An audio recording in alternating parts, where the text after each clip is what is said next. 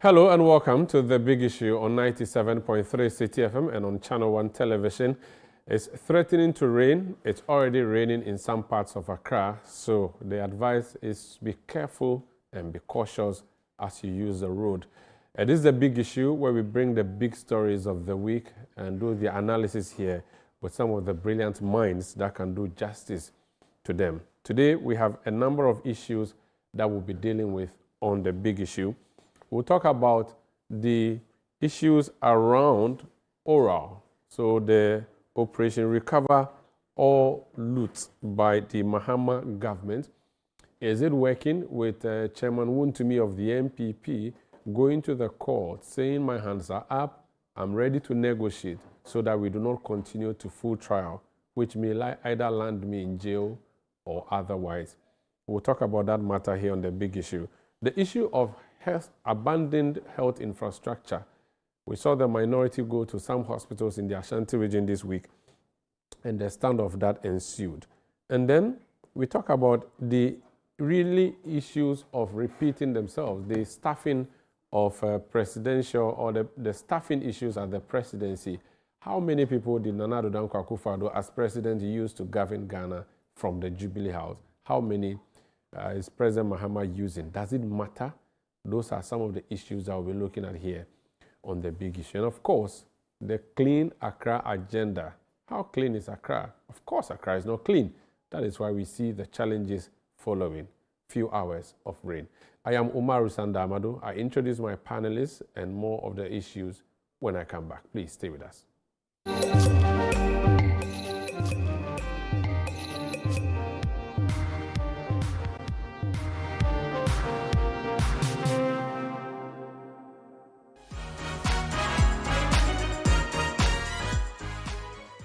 This week on The Upside Down Show, award-winning music producer and now pastor Kewa joins Frema Edunyame to reflect on his journey from producing hit records to embracing ministry and how both callings continue to shape lives and inspire others. You're still doing music? What should I stop doing? No, because you know something, I just try to understand. So this man is thinking about, evangelism. He's thinking about Christ. How do you marry the two? Believe that even makes the work of God easy for me because I'm able to reach out to the unreachable. I'm able to talk to those you will shun, those you will never think of getting close to. Do you sit down today and tell yourself that, these songs I did in the past, if I was supposed to record them today, I will not? There's some songs when I hear, like, oh, Charlie, I wish I had never touched. I can tell you laugh, I do. Adult music. Oh. Banger. Everything nice. What's the population of the church? We're about 300 right now. That's a lot of people. Yeah, by the grace of God. We have all manner of people in the church. I can imagine. To help us appreciate his presence, Cromwell Music took us to church.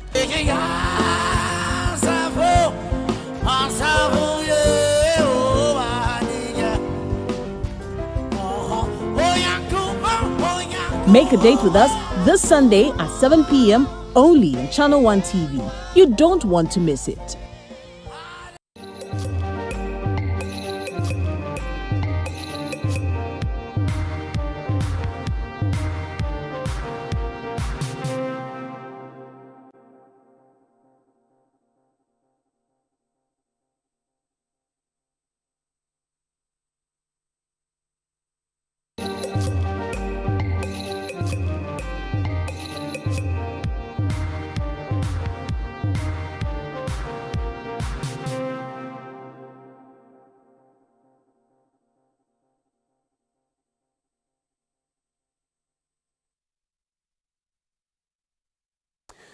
You're welcome back. This is The Big Issue on 97.3 CTFM and also on Channel 1 Television. I want to know what your views are. Send me your messages on our WhatsApp platforms, 020-444-7033, 020-444-7033. That is the WhatsApp number.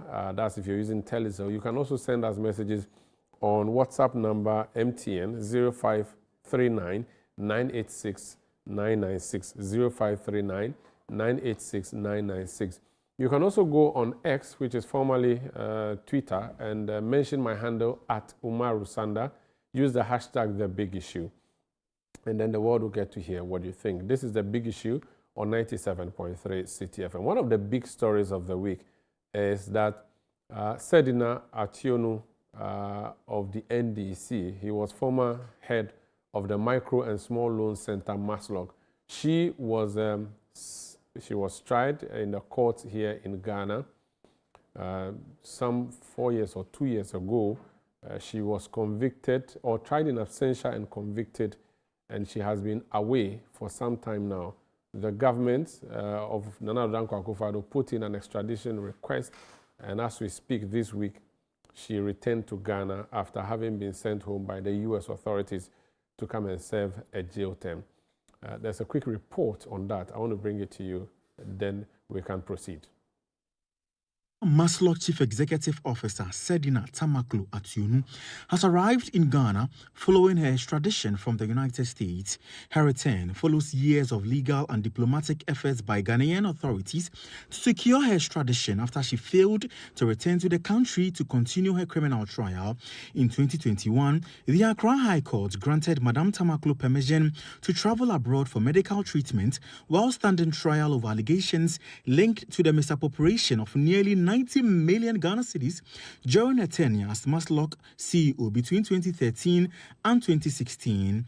However, she did not return to Ghana as required. The court subsequently proceeded with a case in her absence and in 2024 convicted and sentenced her to 10 years imprisonment on multiple charges, including causing financial loss to the state and stealing. Following a successful extradition process, she has now been returned to Ghana to begin serving her sentence. In a post on social media, the United States Embassy in Ghana described the extradition as evidence of strong cooperation between Ghana and the United States in combating corruption and financial crime. The case has attracted significant public interest and is widely regarded as a major test of Ghana's efforts to ensure accountability and pursue individuals convicted of financial crimes even after they leave the country. Anti-corruption advocates say her return and imprisonment represent an important step in strengthening public confidence in the justice system and bringing closure to a case that has remained in the spotlight for several years.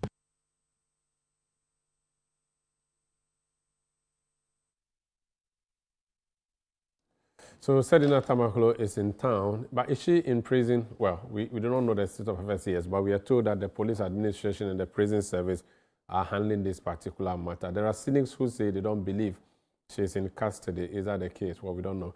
But it's an issue that we'll be analyzing here on The Big Issue. Let me introduce my guests in studio. So I will be starting off with the main issues, but we'll talk about flooding also in the course of the discussion. My guest to my immediate left is my brother from Ningo, Ningo Pram Pram. And former member of parliament, not from Ningo Pram Pram, but from Western Accra. Now he wants to be General Secretary of the New Patriotic Party. He's a member of the communication team. Sylvester Tete, you're welcome, Sly. Thank you, my brother. The former Deputy Minister. Former everything. You are too much. Last 2 weeks, you had a big funeral in your... Was your mom? Yeah, our condolences. Thank you. Yeah, we were here, we heard about it. We could not go. Yes. Hope life is treating you well. Well, you can always give glory to God for many reasons. Once you have life, you thank God. And good morning to you and my good friend, Dr. Nanaya Educhum, and then to panelists who are here to join us. And of course, let me use this opportunity to thank many sympathizers who trooped to Old Ningo to mourn with us, myself and my siblings. I thank them sincerely. There were many, I couldn't even extend invitations to them, but they came. And I thank them sincerely. The New Patriotic Party and loved ones. My church, the Apostolic Church Ghana, I thank them sincerely for mourning with us to give my late mom a befitting burial. And I think that it was a sober moment. 2 weeks today, it's still fresh, but of course, that is the end of her journey. Yeah. Of course, we pray that her soul be accepted by the Almighty God. We pray for you. Yeah, We for pray her with you. So back to work. Yes, you have to come back to work. Back to work. Let me introduce Dr. Nana Yawedu, not the former education minister, but a former member of the MPP who has decided to wear yellow instead of blue, representing the UP. You're welcome. Sanda, Yes. thank you very much. How is it going? Well, God has been good. And let me also join my friend and brother, Sly, and wish everybody all the best. But also to say that he did very well for his late mom, but he was disappointed by his party people. Oh. You know, I was there. Are you up for the funeral? Oh, yeah, I did. And Sly is a brother. Not only me, a lot of our people joined him. But you know what happened in Kumasi? No, but his MP was here with me that morning. His MP didn't come to the funeral. Yes. His MP and brother. His flag bearer too couldn't go. No, he was busy. Well, in Kumasi. The former running mate too was dancing with an NDC couple. But I thought we said that we should have inclusion in our politics. Anyway. Or you are saying that they abandoned him for some agency? Exactly, that's what I'm saying. Oh. But you know, Sly is a strong man. So I know that. You know the way he's even still commending his party people. And I saw a lot of his constituents there and I was impressed. And I wish him all the best. He's competing against another brother of mine. And I wish the two of them all the best. It's going to be tough. It's going to be kicking. Means that you're not going to Botiano English Amman for No. And you go to Ningo Pram again? Oh, if I'm not going to English, I'm going to Ningo Pram. But I'll be a godfather. There are all places you have I'll tried be a before. godfather. Oh, but just one term you want to give up on parliament. You should have gone for at least 4 terms. Learn from your uncle E.T. Mensah. We need to win back the trust of Ghanaians as a political party, first of all. Like the Bible says, what shall it profit a man when you gain the whole world and loses your soul? If I regain Botiano English Amman from and the party is still in opposition. So there's something more I can offer to the party generally to ensure that we come back to our winning ways. And of course, if I become General Secretary, trust me, those 2 seats and more will fall back to the MPP. And so for me, that is the most important thing at this moment. Of course, my brother here is a little disagreement in the UP. There's always a room for a compromise. And in political calculations, obviously, they'll come back home. And if you become General Secretary, would you work to get them back? I'll work towards that. And not only the UP, but any other political party that believes that the NDC, the direction we are going is not the way to go. Of course, as a General Secretary, I have a better purview and a better relationship with most of them to work towards that. And that is a promise to my party people. Let me ask you a question that may put you in trouble. Do you think all those who supervised your party into election in 2024 that led to that disastrous defeat should resign and not seek any re-election? Well, the first vice chairman of the party has made that call publicly, that they've all failed the party and they must all resign.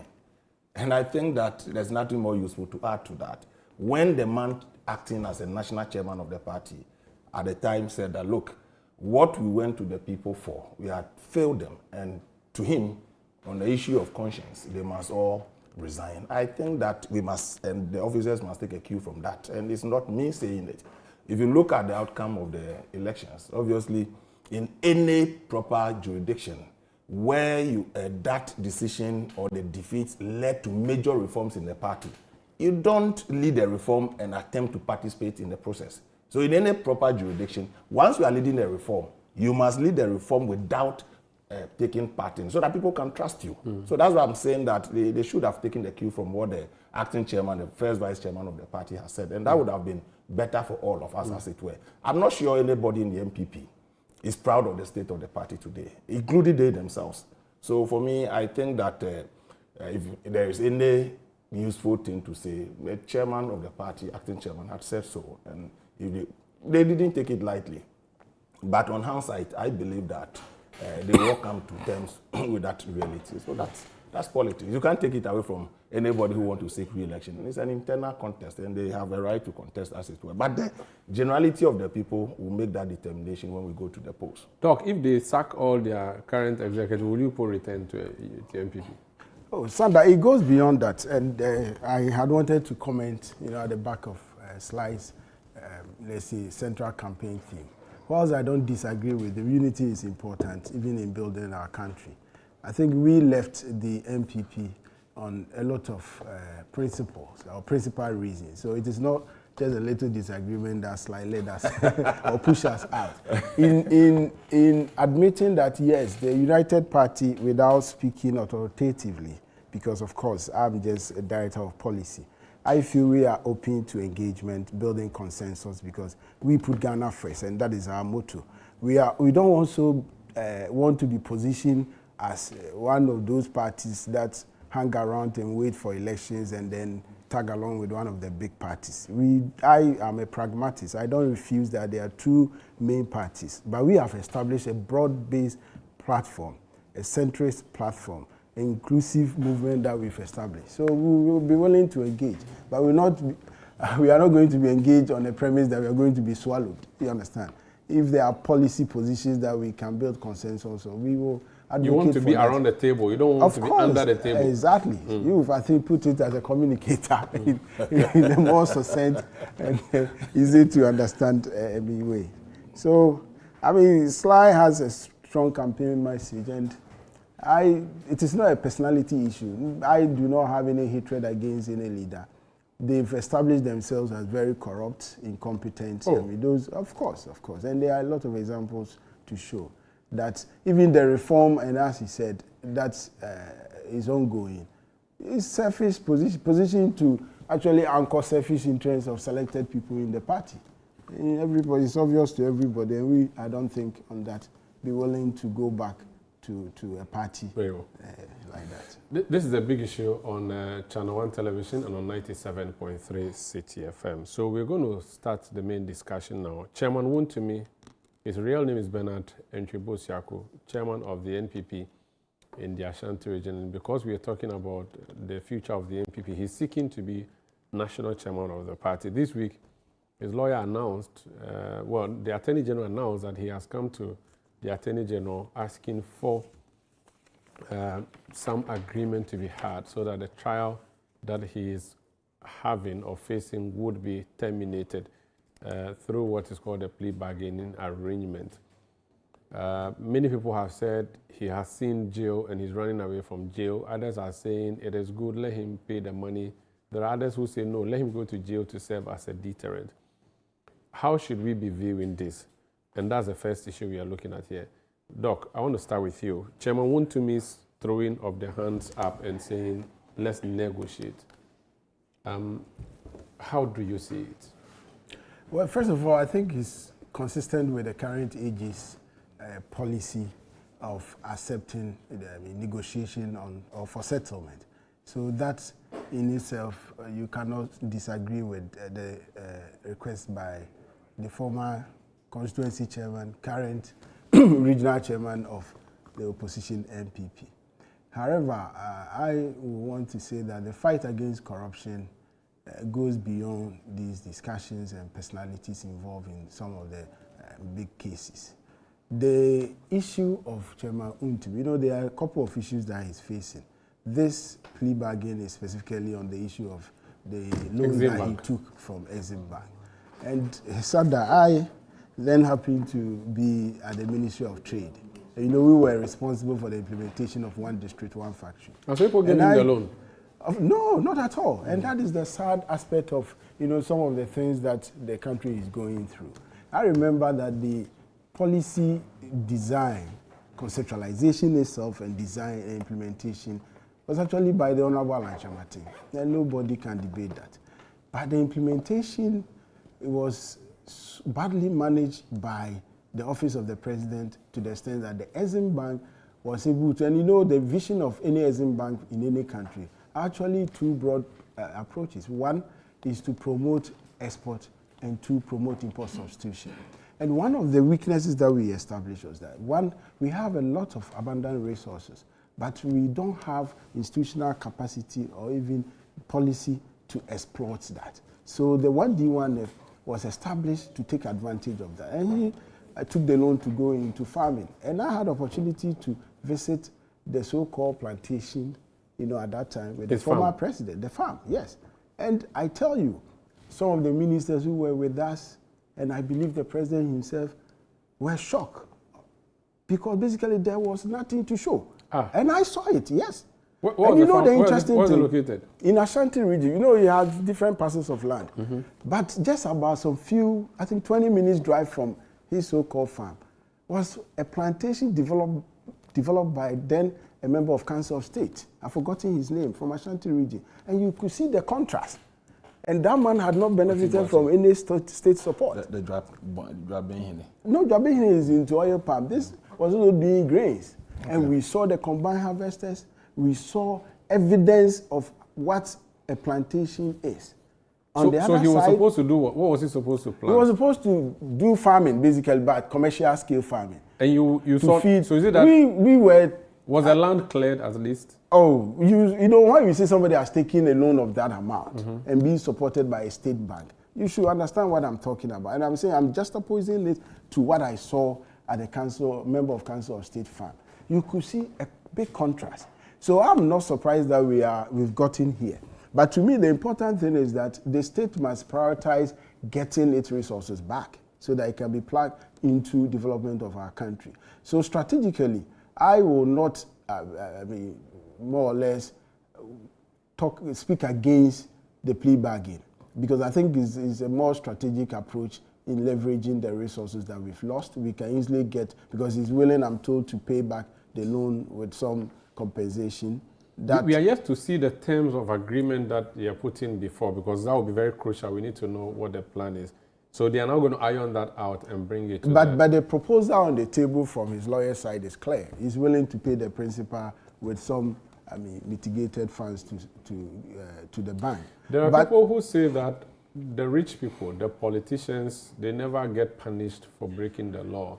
And that if it was Kweku, a scrap dealer somewhere who went for a loan from Maslock or any of those places and fails to pay, or school was the thing they give to students when they go to school, the scholarship, the student loan transfer, they would be prosecuted for failing to pay. Why are we giving special exception to this person simply because he's a politically exposed person and saying that he should pay the money and go?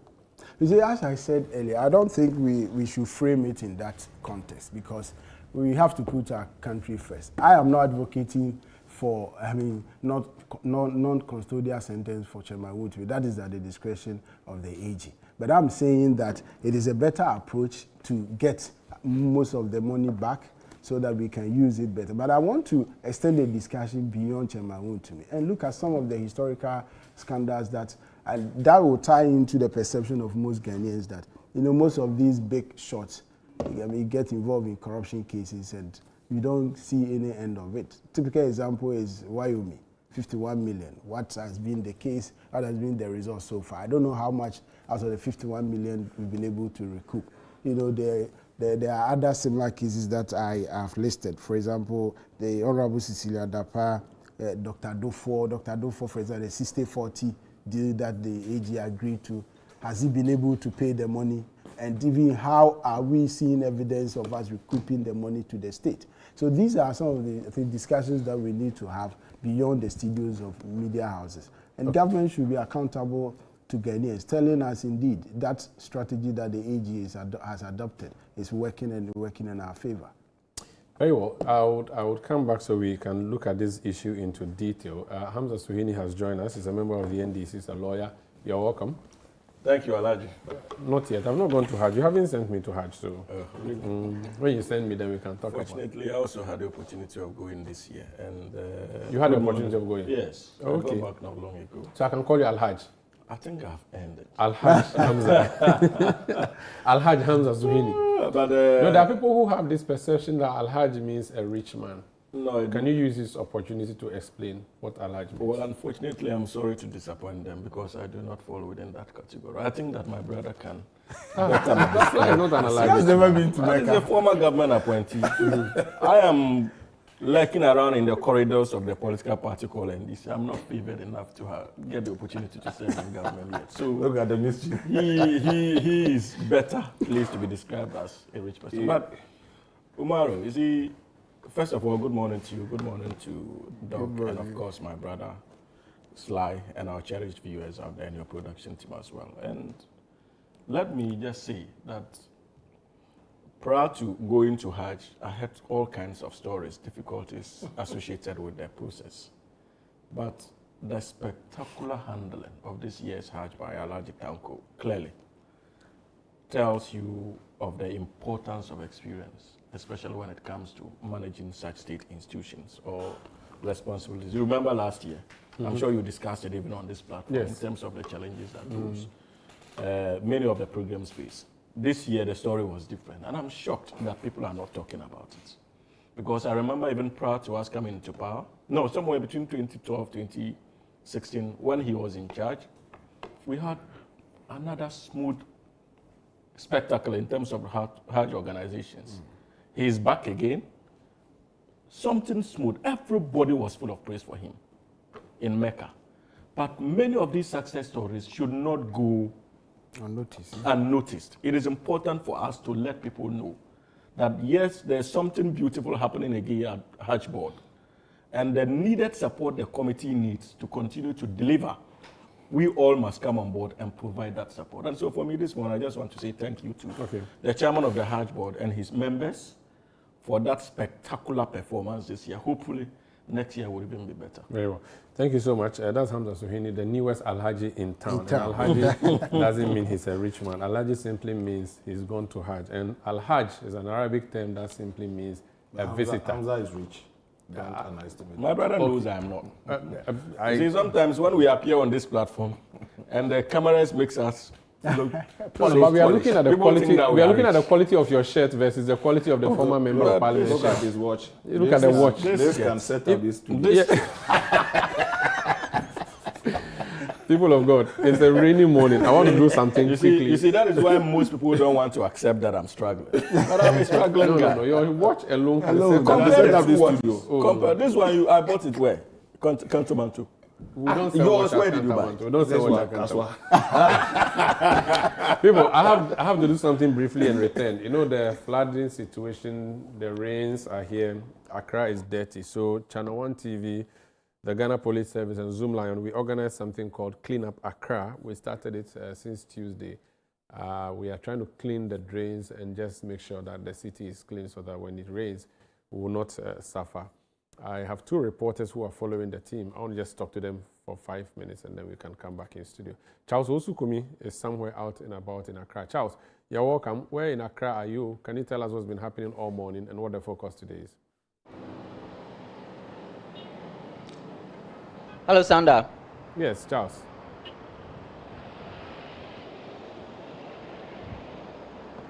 Yeah, take it up. Tell me where you are and what's happening. Well, Sanda, we're currently at Weja. We're not too far away from the Kaswa toll booth. We're on that stretch. We're on the Kaswa to Accra stretch of this particular road. We're just about 500 meters away from the toll booth. So like you rightly mentioned, this is a partnership between Channel 1 TV, Zoom Lion, and the Ghana Police Service to clean up Accra. It's called the Clean Up Accra campaign. In the past few days, what we've been doing is going around the city, sweeping away rubbish, desilting gutters, and then dredging major drains across the city. Today at Weja, I'm just going to show you a bit of work that the team on the ground has been able to accomplish. What they're doing is that uphill, you find a lot of silt, a lot of debris running down together with the rains, and then it covers portions of the road here. So what they have done today is sort of just clear the sand off the road and also to desilt the gutters. Now, a few moments ago, this excavator over here was the one heavily involved in the activity. We're told that today, the dredging in the drains is not even the main activity for today.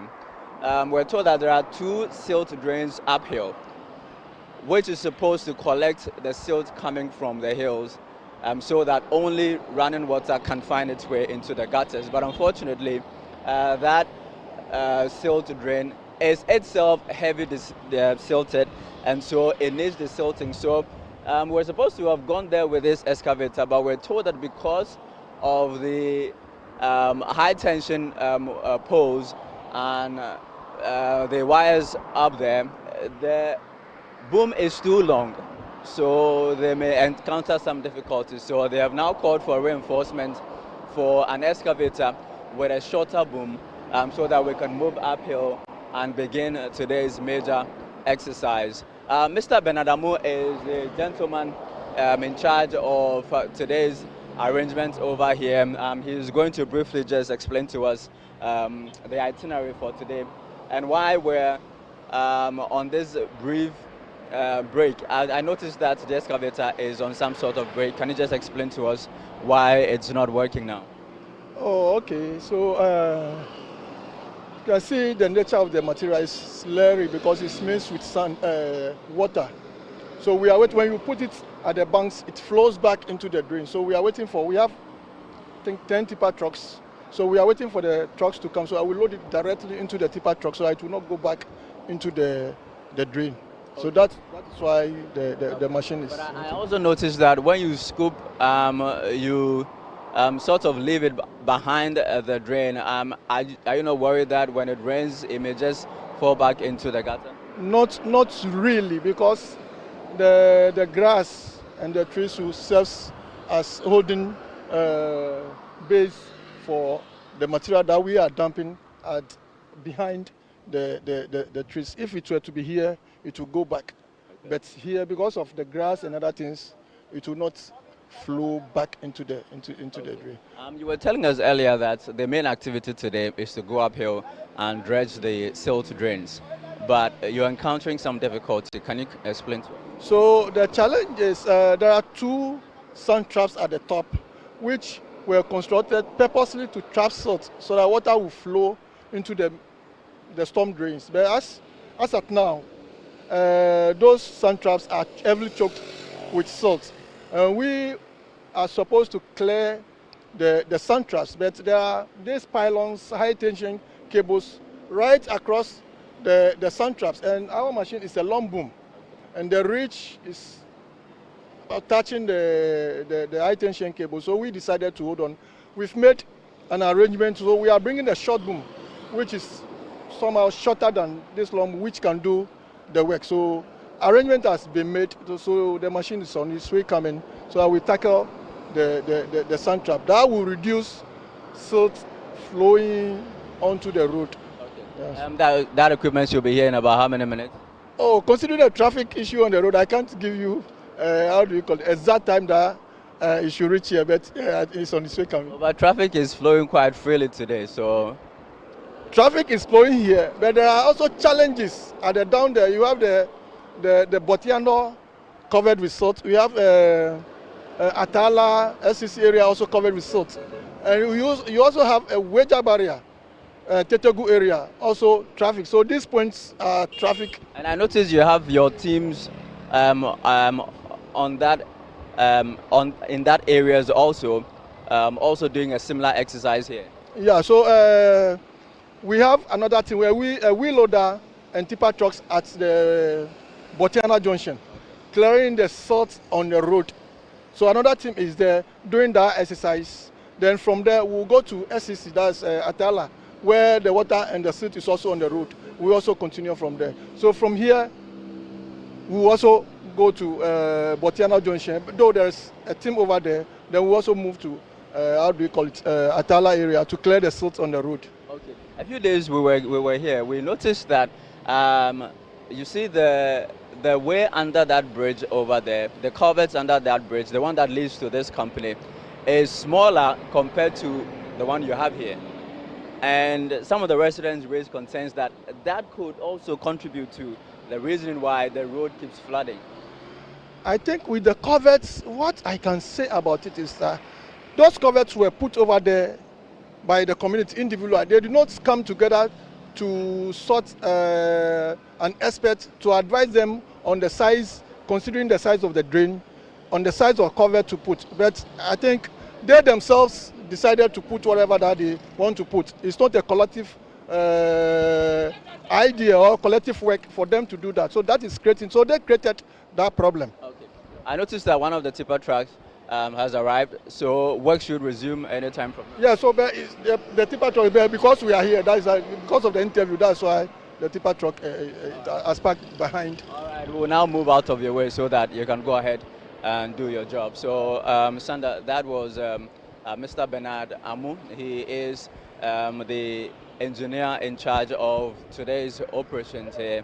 Well, traffic is flowing quite freely, even though they have sort of just cordoned off a portion of the road to allow for the exercise to continue. So we're waiting for the excavator with a shorter boom to arrive, and then just like engineer Amu told us, we'll go uphill to begin with the dredging of the silt drains. Two of them, we're told, heavily silted, and it needs to be desilted to allow for only just running water to flow down. What happens is that because that drain is also silted, it is unable to fulfill its purpose, which is to trap silt. Therefore, the silt coming uphill just comes down into the drains and onto the road. So we're waiting for the excavator to arrive pretty shortly, Sanda. Thank you so much, Charles Owusu-Kumi, my colleague there, somewhere in the western part of Accra. He is reporting on that cleanup agenda that we have. Channel One TV, the Ghana Police Service, and Zoom Lion Ghana doing that collaboration to clean up our drains and other important places. Let me go to Fauzu Masawudu as well. So Charles is from Western Accra. Fauzu, where are you? What's been happening all morning in terms of our cleanup exercise? Okay, Sanda, I'm coming to you live from Pig Farm in the Ayawaso North Municipality, and where the team have been busy on the ground and doing the needful. We know that the exercise commenced somewhere on Tuesday. It entered day 4 already. The municipal authorities from the municipal assembly are also on ground, ensuring that they also throw in their support. We also have officials from NADMO as well. What they are doing primarily here is that they are desilting some of the drains, and earlier I inquired from the municipal health director what really informed their choice, their decision to selecting which area should be focused for this exercise.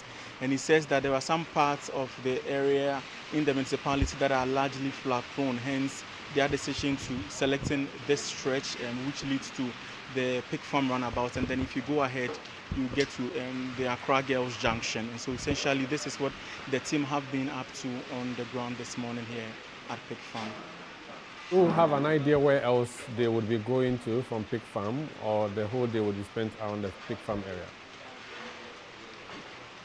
Yeah, so Sanda, what is happening here is happening simultaneously at other places, and so there is a different team at another part. I understand there is a team at Kaneshi, the Takrady station, and then another one around Weja. Well, thank you so much, Fauzu Masawudu, my colleague here in the newsroom. So it's a Clean Up Accra agenda by Channel One TV and the Ghana Police Service, as well as Zoom Lion. So let's return in studio and continue with the other discussions that we're having. Before we went on the break, we're talking about Chairman Wontumi's plea bargain and matters arising from there. That was before Hamza joined me in studio. Hamza, you're welcome, and I want to hear from you. This Chairman Wontumi agenda. There's a view out there that the ordinary man is punished. You, the rich people and the politicians, when you do something, instead of going to jail, you pay something and then you go home. Is this a government agenda to collect money from people and not send them to jail? Umaru, first of all, I think that it is a perception rooted in misunderstanding of the facts. You see, when it comes to plea bargain, it is illegal. If you would like, maybe it has been added to our legal architecture as a country somewhere in 2022 by the new Patriotic Party. But many of us believe that even prior to the introduction of that particular law, there were semblance of plea bargain arrangements, even in Ghana's legal architecture. For example, if you look at Section 47 of Act 30, it gave an indication that indeed in certain offenses, in relation to certain offenses, the Attorney General could enter a nolle prosequi. What do you think would lead to the Attorney General entering a nolle prosequi? If the Attorney General feels, maybe behind the closed engagements with an accused person, that look, the accused person agrees to either refund some aspects of proceeds of crime or whatever information is available to the Attorney General, the Attorney General under Section 47 of the Criminal and Other Offences Procedure Act, who was empowered and is still empowered to file a nolle prosequi. So it was not only politicians that benefited under Section 47 of Act 30. Indeed, many other citizens of the Republic benefited from same. Secondly, quite apart from that, there's also Section 239 of Act 30 that also gave such semblance of plea bargains where sentences could be reduced as a result of engagement by the Attorney General. Again, this was not a provision that was beneficial only to politicians, but citizens of the country, of this country, also benefited from that particular provision. And I think it is the Courts Act or so, Section 35 of the Courts Act, brilliant. And permit me to read it. It says, where a person is charged with an offense before the High Court or Regional Tribunal, the commission of which has caused economic loss, harm, or damage to the state, any state agency, the accused may inform the prosecutor whether he admits the offense and is willing to offer compensation or make restitution and reparation for the loss, harm, or damage caused. This is Section 35 of the Courts Act 1993. And this particular provision that is synonymous to plea bargain was taken or has been taken advantage by many citizens of this country. Indeed, the classical case in it, I think the Republic versus, unfortunately, I don't think I can remember the accused person in the case, who was a lawyer, benefited under this provision, not a politician. But he had the opportunity of a murder charge substituted for manslaughter because of provisions of this nature. In the 70s or 80s, I remember that. Yes, precisely. Great. So it is not an institution designed to favor only politicians. And that when needs... Is it Odate Lamti? I think so. I think so. That I just cannot... I don't know why it has. Yeah.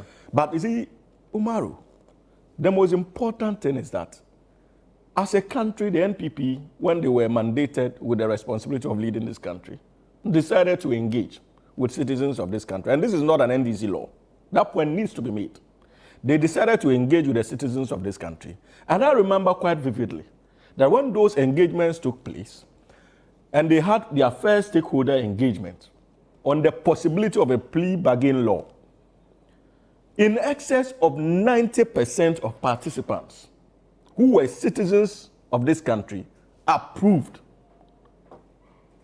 the possibility of us having a plea bargain law. And as an opposition party, the NDC did not distance itself from the calls for plea bargain. Indeed, many developed countries have adopted the plea bargain laws. So this is an MPP baby that we also associated with, because we realized that there was something good in it. And that point needs to be made. Quite apart from that, if you look at the United States, I think ours was modeled along the same lines as that of the United States of America and that of Kenya. And we are even coming from a comparative advantage because we were able to study that of the US model and the Kenyan model. And ours is one of the best, if you want to compare it with other jurisdictions, in terms of plea bargain arrangements. And it is something we all must be proud of. But Umaru, to the extent that it has become a legal avenue, and the current regional chairman of the MPP in the Ashanti region decides to take advantage of it, you cannot fault the government of the day, because this is a legal architecture. Regardless of how you feel about his case, he has indicated his desire to plea bargain. We are yet to see whether the government would accept that invitation or not. But from where I sit, it will be difficult for government and the judge to refuse to create the opportunity for him to engage with the state. Because, mind you, this is a government that vows to respect the fundamental human rights of all citizens of this country, regardless of their partisan persuasion. So, Chairman Wontumi, it is within his legal right to take advantage of the plea bargain law. But mind you also, Umaru, whichever gymnastics you engage in and semantics, plea bargain simply means that engaging with the authorities, either accepting your guilt in relation to a particular crime so that you save us the cost of going to trial and possibly get a lesser punishment. Or, if you are going to be tried for a higher crime, because of your acceptance of guilt, you probably, as a result of the negotiations, you could settle on a lower crime.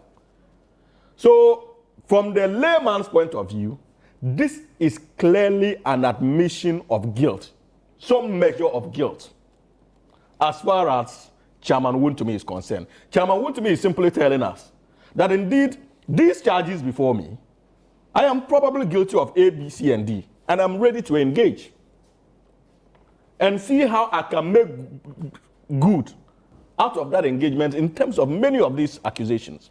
But remember, when we raised these issues, the NPP, they were the first to go to town and said that we were politically hounding Chairman Wontumi, and that many of the substances, many of the issues that we were raising were not substantial, and it was rooted in pure politics, intended to go after NPP appointees and members.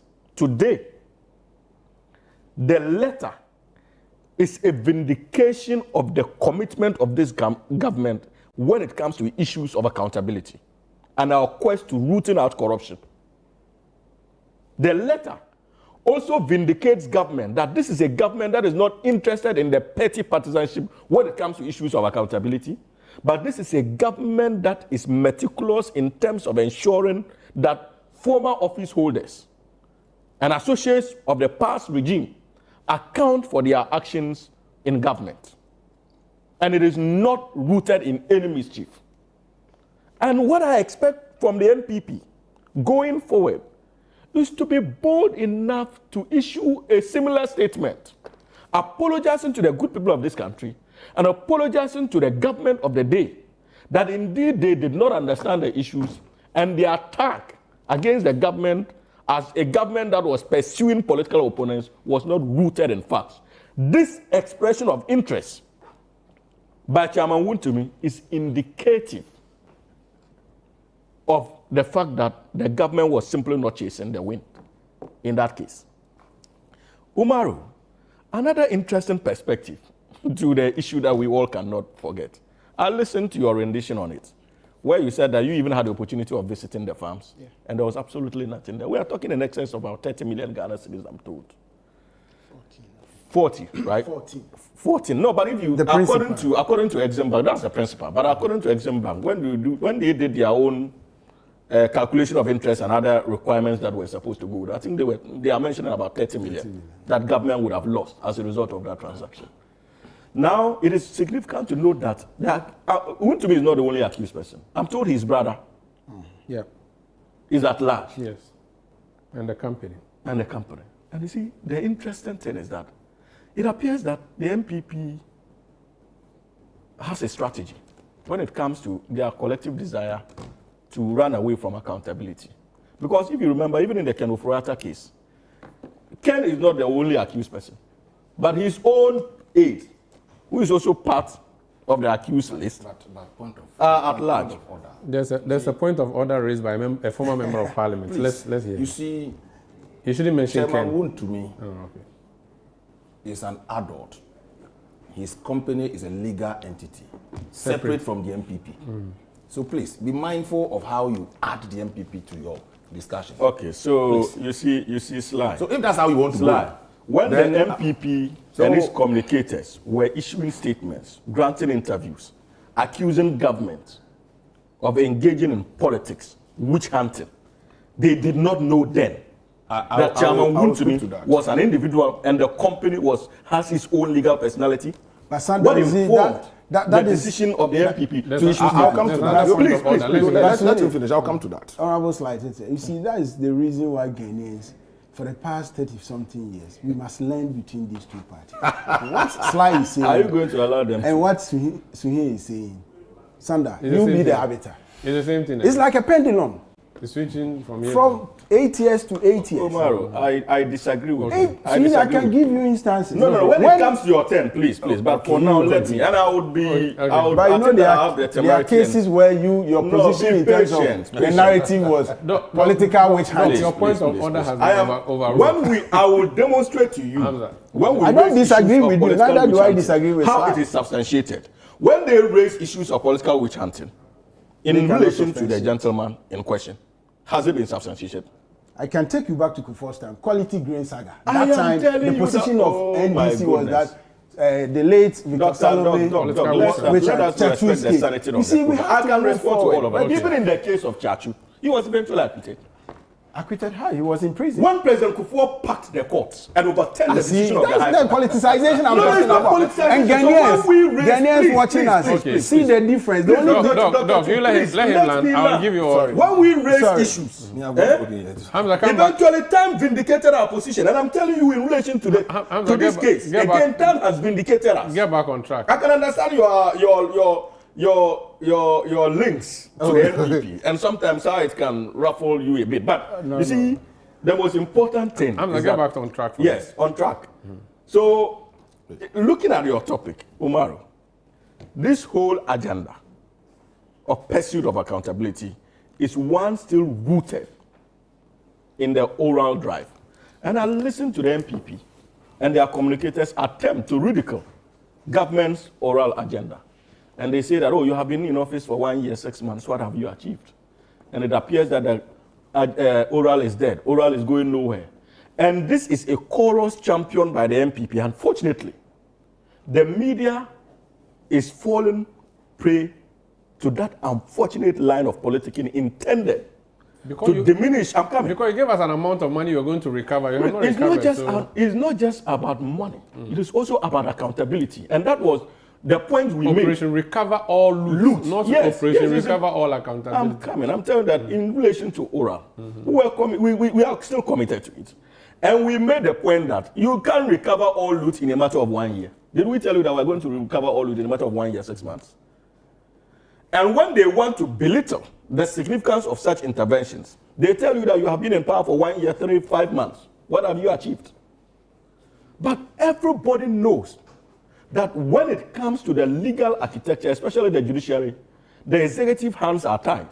When they made all the noise in 2000 general election about issues of corruption, how many years did it take them, when President Kufuor became president, to secure their first conviction? Was it not in 2003? 3 solid years after President Kufuor was sworn in as president. That was when they succeeded in the quality green rice. And subsequently in 2008, another manifestation of miscarriage of justice that the court eventually agreed with Chachu Carter in 2008 before they succeeded against Chachu. Now fast forward to Nana Addo Dankwa Akufo-Addo. In 2016, they sang all kinds of praises about issues of accountability and how they would jail NDC former appointees in no time because the corruption was so stinking. Umaru, President Nana Addo Dankwa Akufo-Addo was sworn into office on the 7th of January 2017. His first successful conviction of NDC former appointees in the case of the National Communications Authority case, if you remember, took place in 2020, 4 years into his government. That was their first conviction, 4 years. And in a matter of 1 year, 5 months,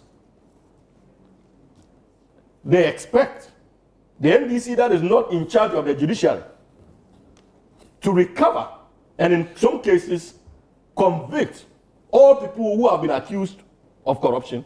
That is not how the law works.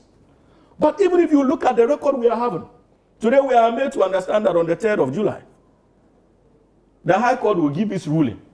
But his lawyer has recused himself. Well, maybe that was what will prolong the matter. But the most important thing is that... That's on the mining case. Yes, the most important thing is that this would have been record time 1 year, 5 months that a ruling government, a new government, would have succeeded on its first case in terms of issues of accountability. So if you look at our historical evolution and our fight against corruption, this government that they want to see paint as a government that is actually not committed to the fight, and the media is falling for it, is government that is actually working, but the only difference is that we do not believe in the noise. The cases are in court. We are keeping the public updated. At any point in time that people feel like they need to know what is happening, that information is made available. And this government is still committed. And if the word commitment is what is causing them discomfort, then they will be discomforted for a very long time. Because we are still committed to that fight. And the Wontumi case is just an example. You know that a number of cases are before the law courts. From buffer stock to National Signals Bureau to, what do you call it? NPA, National Petroleum Authority, and the likes. They say it's who, you have nothing, you just... but even when we started Wontumi, that was what they told us. I just made that point in my preliminary comments on this subject. Umaru, can we say that their position is vindicated? Absolutely not. So you see, especially when it comes to issues of corruption and accountability, if the MPP is actually a party rooted in principle and desirous of ensuring accountability, this is the time they must demonstrate commitment by supporting efforts of this government. We are not saying that they shouldn't criticize government where they feel that government is acting contrary to the rule of law. I can assure you that around this table, I'll be the first to join them to criticize government where I feel that the laws are being applied in ways that are injurious to fundamental human rights of citizens of this republic. But for me, this is an important communication and a vindication on the part of the Attorney General and the government of the day that this is a government that is pursuing issues of accountability in line with rule of law, and not just for political mischief. Thank you. Thank you so much. Let me bring in Sly. Sly, you said that they had promised oral, they were delivering OCAL, and that nothing was going to come out of it. Now, one of your very leading members is saying he wants to pay money to the state, which suggests that he took money from the state. Well, on records, I'm not sure Wontumi or anybody has denied the fact that Wontumi had a loan from the Exim Bank. Using fraudulent documentation. It's not part of the charge sheet. It's part of the allegations. Check the records. It's not what people say in public. It's what is on record. Mm-hmm. It's what is on record. But the charges include fraudulent misrepresentation. I'm not aware. But listen. I'll just try and get the full charges. Yes, we can get and conviction, he's looking at 10 to 25 years. No, but Hamza, the fact that... I'm just providing information. No, please. I don't need that for now. I don't need that for now. Okay. Look, you see, for Hamza to say that the MPP should be applauding government for taking people to court, under the first NDC, President Mills, may he so rest in peace, and President Mahama, for 8 years, a number of cases were sent to court. If you care to know, a litany of cases were sent to court. That is where the frustration of the then chairman, the late, killed the cat. So we've heard this in too many tones before about the NDC. And let me also remind you, it looks as if the NDC is the arbiter in the Wontumi case, because they seem to know that he will be convicted. As of now, if a date is set for judgment, you don't know the outcome of the decision yet, and you are celebrating that in record time you are securing conviction. Please, hold it. You have your time. You have your time. Was in relation to the plea bargain. But in terms of the 3rd July, I told you that a verdict is coming. I cannot sit here and pretend to know the outcome of that verdict. But you said that in whichever way it goes. But you are conflicting the Sly. So he said that when Kufuor came, it took him up to 2003 to secure conviction. Yes. Yeah. When MPP... They have not secured any conviction yet. No. Yes. That's the point I'm making. No, so why are you saying record time? Record time for what? No, but the judge... No, Sly. But the judge has said July 3rd for judgment. It's not happened yet. No, so you cannot celebrate it. Tell me, you can't celebrate it. Okay, that's fine. So that's the point I'm making. Because if you are saying that on record time, but it's expected to. No, please. The heckling is not. Yes. I mean, please allow me time. Allow me time to speak. So, be slow in your anticipation of the outcome of the court decision. Which means you think that on 3rd July the court will not sit? No, I've not said so. Okay. You see, get it right. It's not about whether the court sit or not. The outcome of the decision. Maybe you'll be disappointed. Maybe. Because the NDC has gone to town celebrating. You see, I've listened to a lot of NDC people. They are not speaking to the fact before the court. All they are saying is that Wontumi said he showed gold on TV. Wontumi was daring President Mahama. Wontumi was attacking the first family and all that. Listen to the NDC communicators. None of them is speaking to the fact before the court. But you see, on this issue of plea bargain and wanting to make it as if it's an MPP, how do we call it? Crime. It's part of our statutes today. It's been there for long. But who is trying to make it as if it's part Please, of I'm coming. I said you even supported you. Umaru, Okay, this is how we are going to yeah, have the yeah, conversation. Hamza, please allow. You are new. Please, when we were talking, I was quiet. You are new. No, Allow. you were not quiet. I was quiet. I only raised a point of order. Okay, One. so I will raise my point of order. So. Umaru, Yes. you see, this whole issue about the pre-bargain, there's nothing wrong with that. And I don't think that the AG himself has any problem with it. Yes. But the angle where you were coming from, with respect to how Ghanaians perceive the use of this plea bargain, is problematic. Nobody is against accountability or in pursuit of seeking justice for the state or recouping whatever the state might have lost in somebody's act of negligence or otherwise. Nobody is against that. The NPP's own belief is premised on total accountability and total development of this country. But listen, today Wontumi is standing trial for 14.3 million with additions about 30 million Ghana cedi. Everybody wants that money recovered to the state. When the NDC assumed office, under the same Attorney General, there were cases ongoing in court. They entered nolli prosequa for about 6 or 7 cases without recourse to any explanation in this country. You're not obligated to. They are not obligated to. Please, that is where the ordinary person. Now my But point please of stop order. this. But actually, I'm coming. just on a point, just on a point of. But you guys, what is this? Sly, it's not If you this is the guys- kind of conversation we Sly, are going to have, that means I'm not welcome here. Sly. Somebody spoke for about 30 minutes. I Sly. start speaking and you Sly. interject. Sly, you made a point, and I'm duty bound to put it on record. I did and not even know straighten the it point out. I was making. No, you said that the plea by the nolli prosequa was Yes. entered in as many as 6 cases without any explanation to Ghanaians. Yes. I'm saying that constitutionally, legally speaking. I know, I'm coming to no, the just, let me land there, you can proceed. The Attorney General is not duty bound to explain. Exactly. But he actually did the explanation. Yes. I'm coming. He actually called press conferences and explained, which he's not even supposed to have done, but he did. I'm coming. I'm And coming. said that he was going to do the I'm coming. so-called 60-40 arrangement with some of the people. I'm coming. So I'm coming. this is a matter of records. You may A proceed. classical case of Saglemi, where $200 million, he did not provide why he entered nolli prosequa on that matter. He did not. That's $200 million. Collins Dowda and the rest. Collins Dowda and the rest. $200 million. Multiply $200 million by 12 cedis today. And compared to Wuntumi's case, that is why the ordinary people on the street, they are watching all of us. In the case of Smith, over $15.6 million, no explanation whatsoever has been given. It is only in the case of Dufour and 7 others against the state, where a total amount of 5.7 billion cedis. Is it 60-40? Is Dufour more special than any other person in this country? Why is the NDC not pursuing to pay total amount of money? I am not against the plea bargain. But to somebody, plea bargain 60-40. So today, let Wontumi be giving 60-40. Let Wontumi also be giving 60-40. That's the point. So for me, I am not against accountability. But on the back of litany of cases that you have entered nolli prosequa 5 months after assuming office.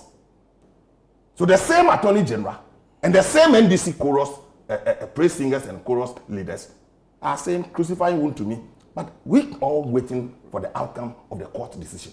That is a fair thing to do. Nobody is against accountability. And Wontumi has not run away from accountability. But we are looking at the actions and inactions of the Attorney General and the NDC government for that matter. So somebody is standing trial for loss of $200 million. No explanation, you entered nolle prosequa. 5.7 billion, 60-40. The 40% of 5.7 billion, quantify that in the face of Ghana's own scarcity and how it can be utilized for this country, and many more of them. So there's nothing wrong. Nobody. And when you enter into nolle plea bargain, does not constitute guilt, as a matter of fact. Does not. Since this government came into office, the number of plea bargain decisions they've taken. So what is wrong with that? There's nothing wrong with that. That issue about, and Hamza, I want you to read it for me later, the part of the Courts Act that you read. I want to know whether if you go for plea bargain, does it mean you are guilty or not? I want you to read that for me later, but you continue. Not necessarily. The lawyers will tell you, not necessarily to say that you are guilty. So there are a number of conditions all about it. But I'm saying that if we are talking about fairness, equity, accountability, for the trust in the system, then we must be fair to all manner of people. In the Cocoa Board case, let me read all the cases to you. Cocoa Board case, similar case, no explanation whatsoever was given. And if today, Wound to me, get 60-40, hell will break loose in this country. And even Dr. Dufour's case, no interest was so added to the said amount of 5.7 billion. But today, they are not talking about $40.3 million for Wound to me.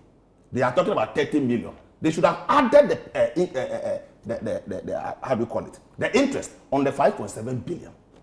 And tell Ghanaians how much Dr. Dufour and 7 others are walking away with. So that is a kind of justice system we are all critiquing today. But not to say that Wound to me is standing trial. Who's against Wound to me standing trial? A number of MPPs have stood trials in this country for many, many years. And like I told you, under President Mills and Mahama, and Mahama's own first term, a number of people were sent to court. At the end of the day, what happened? So that is how we've all agreed to administer our country and our judicial system. So there's nothing wrong with that. So when Wound to me is standing trial, and the communication around it, and the social media commentators and all that, I don't take that serious. So people are always bringing out videos how Wound to me was criticizing President Mahama, how he was dealing with the That's NDC. not why he's standing trial. It is not why he was standing trial.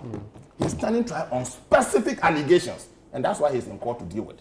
So on the 3rd of July, 23rd of July, it's 3rd. 3rd July, whatever happens, we won't get to know. But they should be slow to celebrate that as a matter of fact. So for me, Umaru, I think that this same Attorney General and his pursuit for aura or whatever it is, he said that MPP people should be grateful or should be singing praise. But look, at the same time, the country, because governance is a continuum, that we've sent cases to court, and you have come because they are NDC people, you've discontinued all those cases. It's also involving loss of money to this country. Huge sums of money, 100-folds more than what Wound to me is standing trial for. So we are inclined to believe that because Wound to me is an Ashanti regional chairman of the MPP, perhaps that's why you are treating. We are watching the outcome of the plea bargain, whether he will get the 60-40. He has to bring the terms to the government. Yes, he will bring the terms to the government. But I think that nobody in this country, including your good self, is happy about the Dufour 60-40 something. I'm not sure they are happy about it. At least we'll get money. So if that is the way to go, that is why the ordinary people on the street are looking at us, the politicians, to say that somebody has squandered this much money and you are giving him 60-40, walk away. You tell them that you use it to fix the Dowenya to Afenia road. They will be happy. Oh? Let's lift up our conversation. No, we are lifting it up. I'm saying that. So everybody today, they are quick to add the interest to Wound to me's own money, 30 million plus. They should do same for Dufour and the rest of the people. They should do same for $15.6 million in the Senate case. They should do same for the Cocoa Board case. They should do same for Saglemi case. Then we know they are fair. The lawyer who said he's going to recuse himself, there's a view that this is a delayed tactic to prevent the judgment from being delivered on the 3rd of July. Well, I'm not sitting here to teach the lawyer or his client what to do in court. But at the end of the day, we are following. And if that is a conversation, I've read articles from people that it's a way to delay the system and all that. But they also tell you, the trial of Wound to me in that particular case, it's as if the NDC is waiting to do equalization. We've secured a conviction in record time. It's been back to back. back-to-back record They time. learned from Jechikwesi. That is no problem. He's been fully represented by his legal counsel and all that. In the face of her, the counsel said that he'll be speaking while he's recusing himself from the case. If that constitutes a delay, that's up to somebody to say.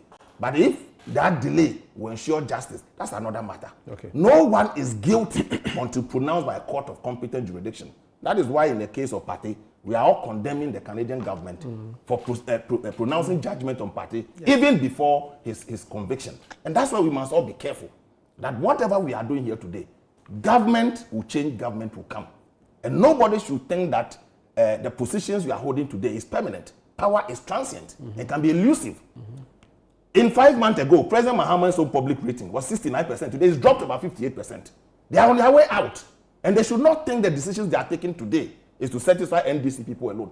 If 30 million or 14.3 million is important to this country, $200 million is equally important to this country. 5.6 billion cedis is equally important to this country. That's the point we are seeking to make in this country. But nobody, me, seeking to lead the MPP, if you are found culpable, look, if one to me today, Touchwood is convicted, it doesn't mean the MPP will die. And many more of your Star Wars were jailed. They went to prison, they came back, they gave them lucrative jobs in this country to do. The NDC didn't die.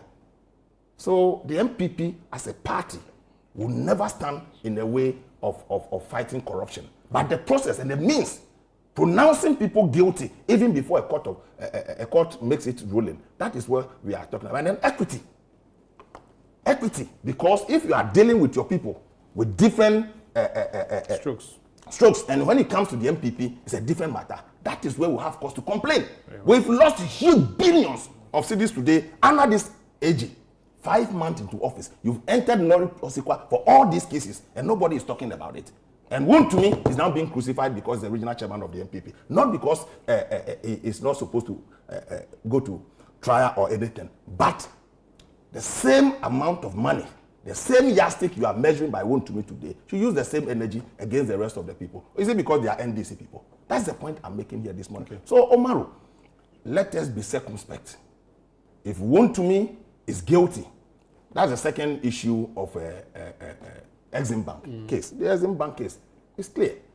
He has a right to go before the AG and say, this is how I want to deal with the matter. They should not celebrate that to mean that it's guilt verdict that has been passed on one to me yet, because the terms had not been agreed on or the terms have not been accepted. But I'll be surprised if the AG declines that to accept the terms, whatever terms, then they should come forward to tell us that your terms are not favorable. The measuring rod today will be the 60-40, the same AG entered into in the Dufour case. So anything short of the 60-40 will hit the street. Very well.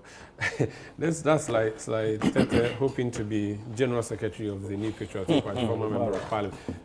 Doc, I'll come to you, but I want to see, Hamza, have you found the provision for me? You read it earlier. I want you to read it again. So that yes, and I will add you more. You see Section 35 of the Courts Act 1993, where a person is charged with an offense before the High Court or regional tribunal, the commission of which has caused economic loss, harm, or damage to the state or any state agency, the accused may inform the prosecutor whether he admits the offense and is willing to offer compensation or make restitution and reparation for the loss, harm, or damage. So admits the offense. Admits the offense. That's one.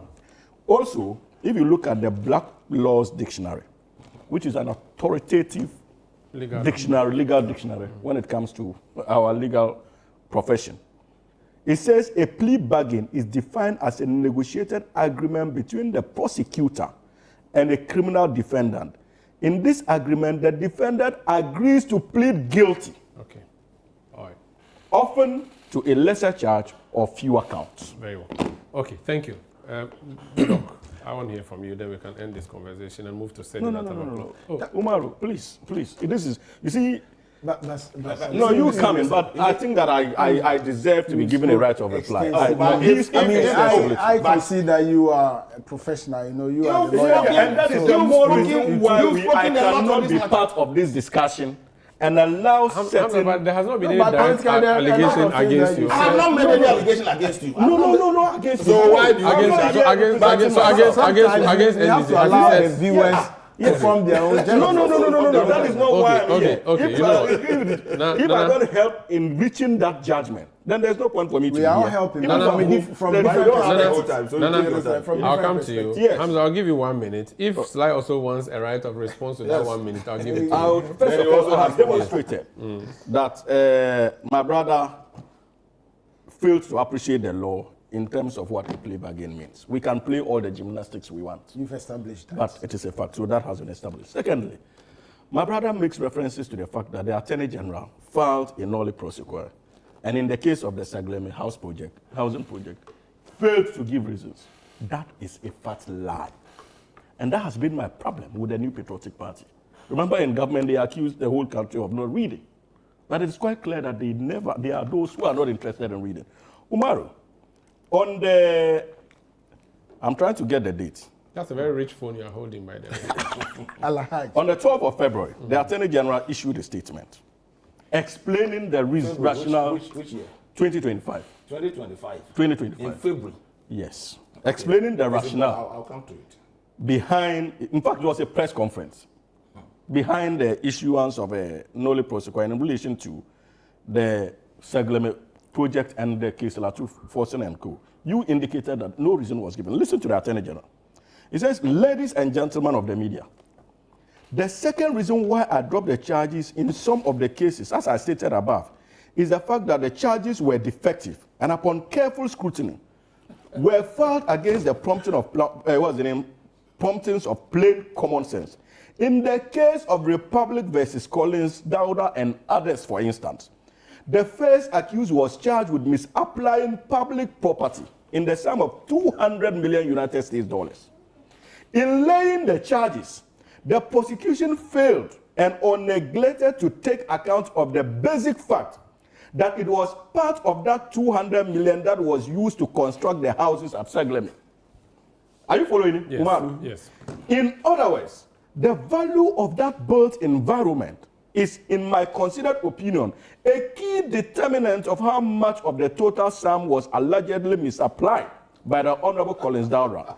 Discounting the value of the built environment renders the charge defective. Very well.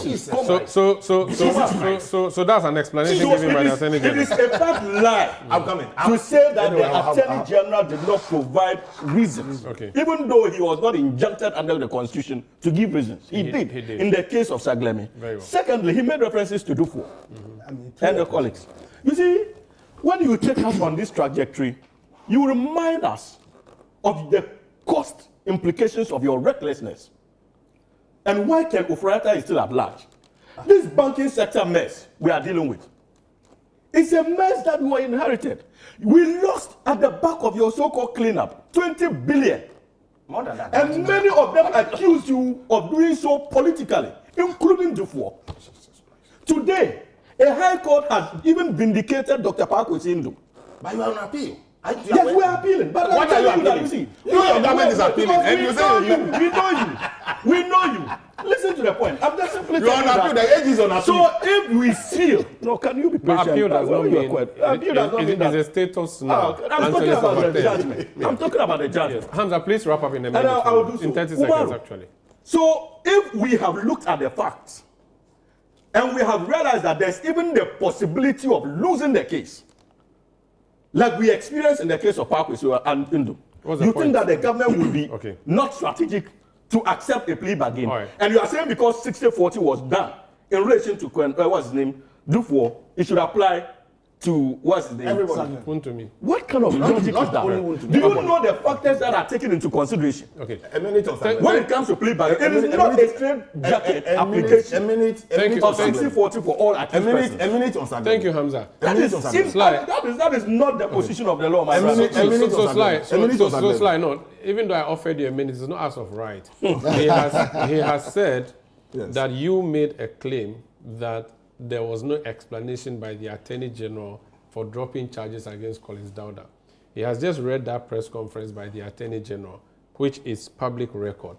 unless you have something to prove that this is... Oh, my brother must apologize through that we can... Unless you are saying that what he has just read is not... Umaru. Then I don't know what else you want to rebut to, because it's not just for the sake of rebutting. Gentlemen, I don't know Please, I'm I'm coming. Just The apologize. official communication to the court to discontinue the case. There's no, and he's not obliged to. Yes. But let me tell you something. The West, as he went public on his media gymnastics, please, the edge, please, I'm coming. You allow me time. Umaru, the West is what is read. And if indeed it's coming from the Attorney General, but this is not official document, it's from online.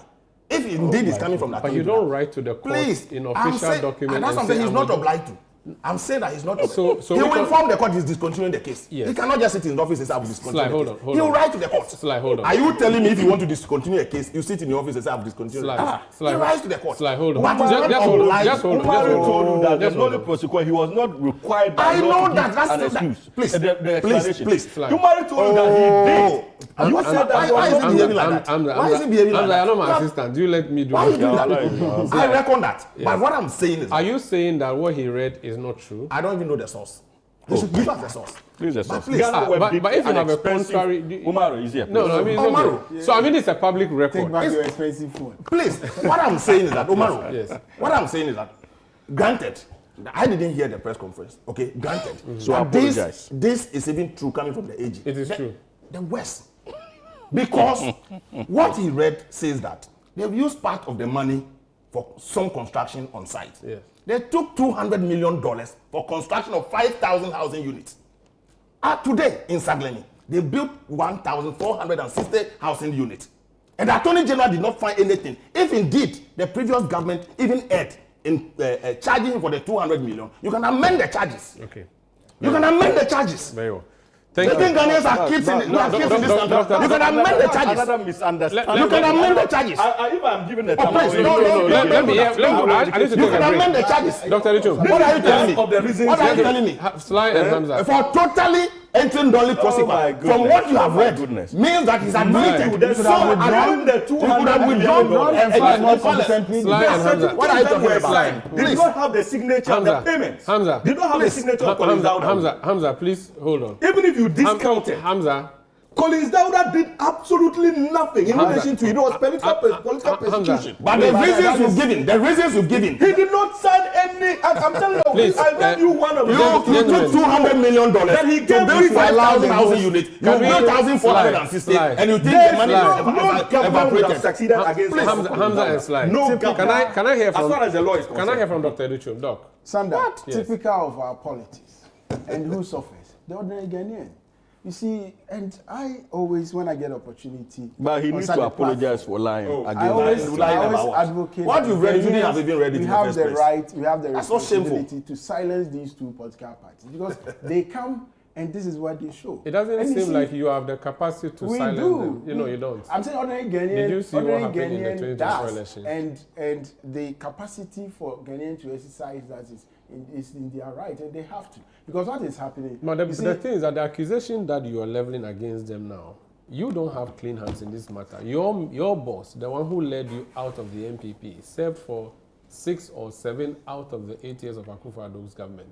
You cannot come out of but the he wasn't the and Attorney say General. that, I'm not saying, no, we are dealing with a specific matter. The election if you want to talk about trade, his track record, we can discuss that. The defeat of the MPP at the polls in 2024, corruption wasn't the biggest issue. It was the economy. Trade is an integral part of the economy because you campaigned in 2016 that you're going to move Ghana from taxation to production. Production is by trade ministry. And so I'm not sure Alan is having any clean hands, and for that matter, he does. He does. And more, if you want to shift the debate, we can focus on that. You have shifted the minutes. You can ask me a question, and I can prove to you that he competently delivered his mandate as a minister for trade. But the substantial point I'm making is that, you see, for what Suhini is saying, I feel that what the ordinary Ghanaian expected the AG to do is to withdraw the case, amend the charges, and refile, or you can go through that process.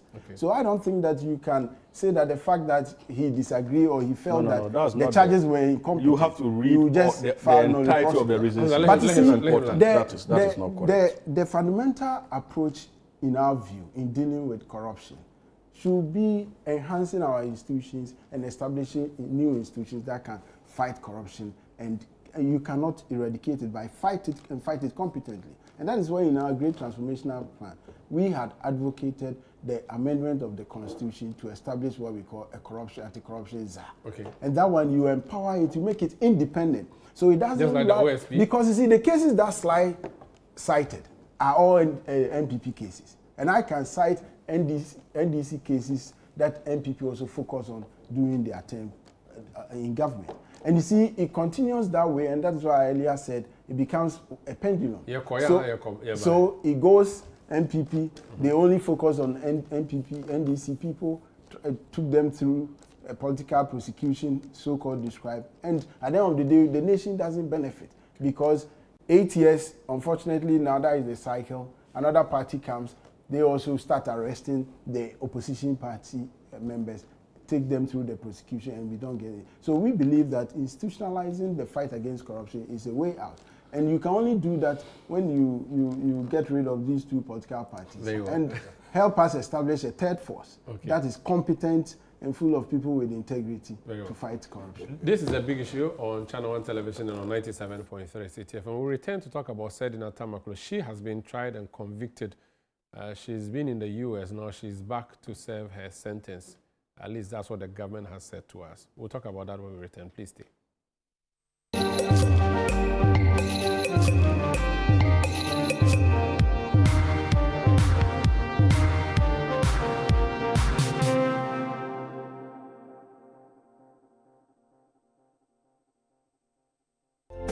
Your health is your most valuable asset and it deserves expert attention. At the International Maritime Hospital, we believe healthcare should be personal, precise, and delivered with excellence. That's why we provide specialist-led care combining experienced doctors, advanced diagnostics, and a client-centered approach. From preventive care to specialist consultations and advanced treatment, every step is handled with precision and care. Our serene environment, modern facilities, and dedicated medical team ensure you receive the quality care you deserve every time. Our experienced team ensures you receive the attention you deserve. So whatever it is for you or your family, choose care you can trust. Visit the International Maritime Hospital located at Community 3 Tema or call 0303 220 030 or 055 222 2290. International Maritime Hospital. We serve and we care.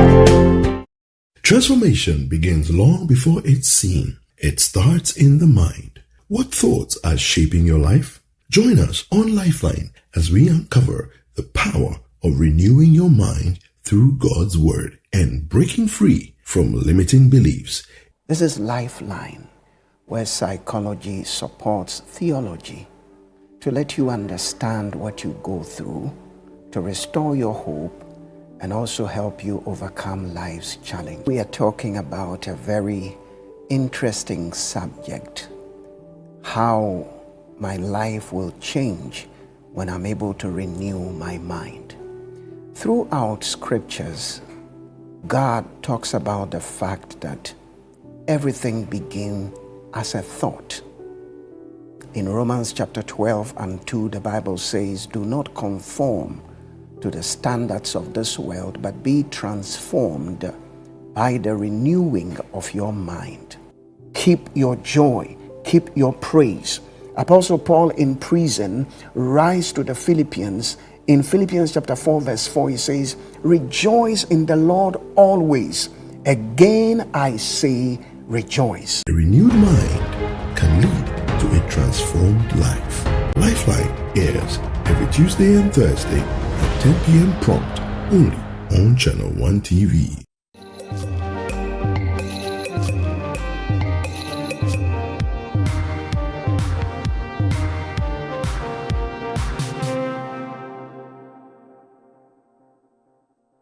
Yeah, welcome back. This is a big issue on 97.3 CTFM and on Channel 1 television. I'm Umaru Sanda Amadu. In studio, Hamza Suhini is a member of the NDC communications team. Sylvester Steta is a member of the MPP communications team. And Dr. Nanaya Oduchum is head of research with the UP party. Let's talk about Sedina Tamaklo now. Sly, the NDC has brought back their own to come and serve a prison sentence. In fact, They also jailed their own ones in the past, Abu Gapele. We should be celebrating them, or... I wonder how you start by saying the NDC brought their own. How did they bring him here? Their government is in power. The NDC didn't bring her, please. They announced that she's back. Yes, indeed she's back. We got to know it, and you know, from the U.S. Embassy's website. So this government, assuming Ken Oforiatta, they've signed his extradition to come to Ghana. They will announce it before they even arrives here. But until the U.S. Embassy put it on their website, before the government finally came out that she's been brought back. What next? Where is she? Go to Sawam. Spend 10 Where is years. she? I don't know. The government statement says she's in the custody of the police and prison service. Why was she being in the custody of the police? She go to Sawam. No, they said police and prison, but you can't open the door and how many days now? I don't know. I'll let Hamza answer those questions. Those ones, we need those facts to be able to have a full discussion. Is it that you don't believe that she Well, I'm also aware, I don't know how true that is. I thought you have some information that she has filed an appeal. Yes, 2 years ago. Against the decision. Yes. Yeah. And this is a case that was tried under the MPP. She was actually tried in absentia, and conviction was secured. In fact, the MPP started the extradition, and they followed through. Finally, she is back. What Ghanaians are wanting is for her to serve a full term in court, unless, of course, I just don't know whether or not, if somebody is tried in absentia and she finally had to come back because of extradition treaty and things like that, whether or not the same charges will apply, where is she starting from and all that. We need some legal education on this matter. No, I think she would. She was not in jail. She was so she's going to start her 10 for the 10 years. Even though it will not be up to 10 years, but yeah. Yeah, it might not be, maybe 8, 7 and 8. Yeah. But she has filed an appeal. If that succeeds, then she will not spend all those years. Well, that is what we are all waiting to see, whether or not she will serve a full term. Because I've seen where Kevin Taylor was convicted, was cited for contempt. He appeared in this country. I think the first thing was for him to appear before the judge will answer for the contempt. But he ended up picked up at the airport or security authorities. The next moment is in court to appeal against that contempt charge against him and all that. Yeah, you can always appeal at a higher court for something that's done to you at a lower court. Yes, but once you've been charged with contempt and the court has issued a warrant for your arrest, once you are picked up, you should appear before that court before you can even appeal. But it was the other way around. But in this case of Sedina Tamako, I'm told that she's pleading ill health and all that. I don't know. I don't have the full fact to that effect. But the most important thing, like you said, the ordinary person, the reasonable person on the street, is looking at how we are using the state power, how we are using the mandate given to us to circumvent some of these things in favor of our own as a political parties or government, as it were. So we must be able not to kill the confidence the ordinary person has in the judicial system or otherwise. Because I'm not sure that anybody will be convicted, run away, get back, and now the person, wherever she is, nobody knows. But we hope and pray that she's start her sentence in Instagram and then she can appeal. We've seen Agrada go to prison. She's in prison. She appealed her sentence and it's been reduced. The president has actually given her a pardon. It happened before. In fact, when now that she's appealed and she's supposed to be in Sawam or whichever prison, maybe Akuse, she can go to the court. There's a process called appeal pending, bail pending appeal.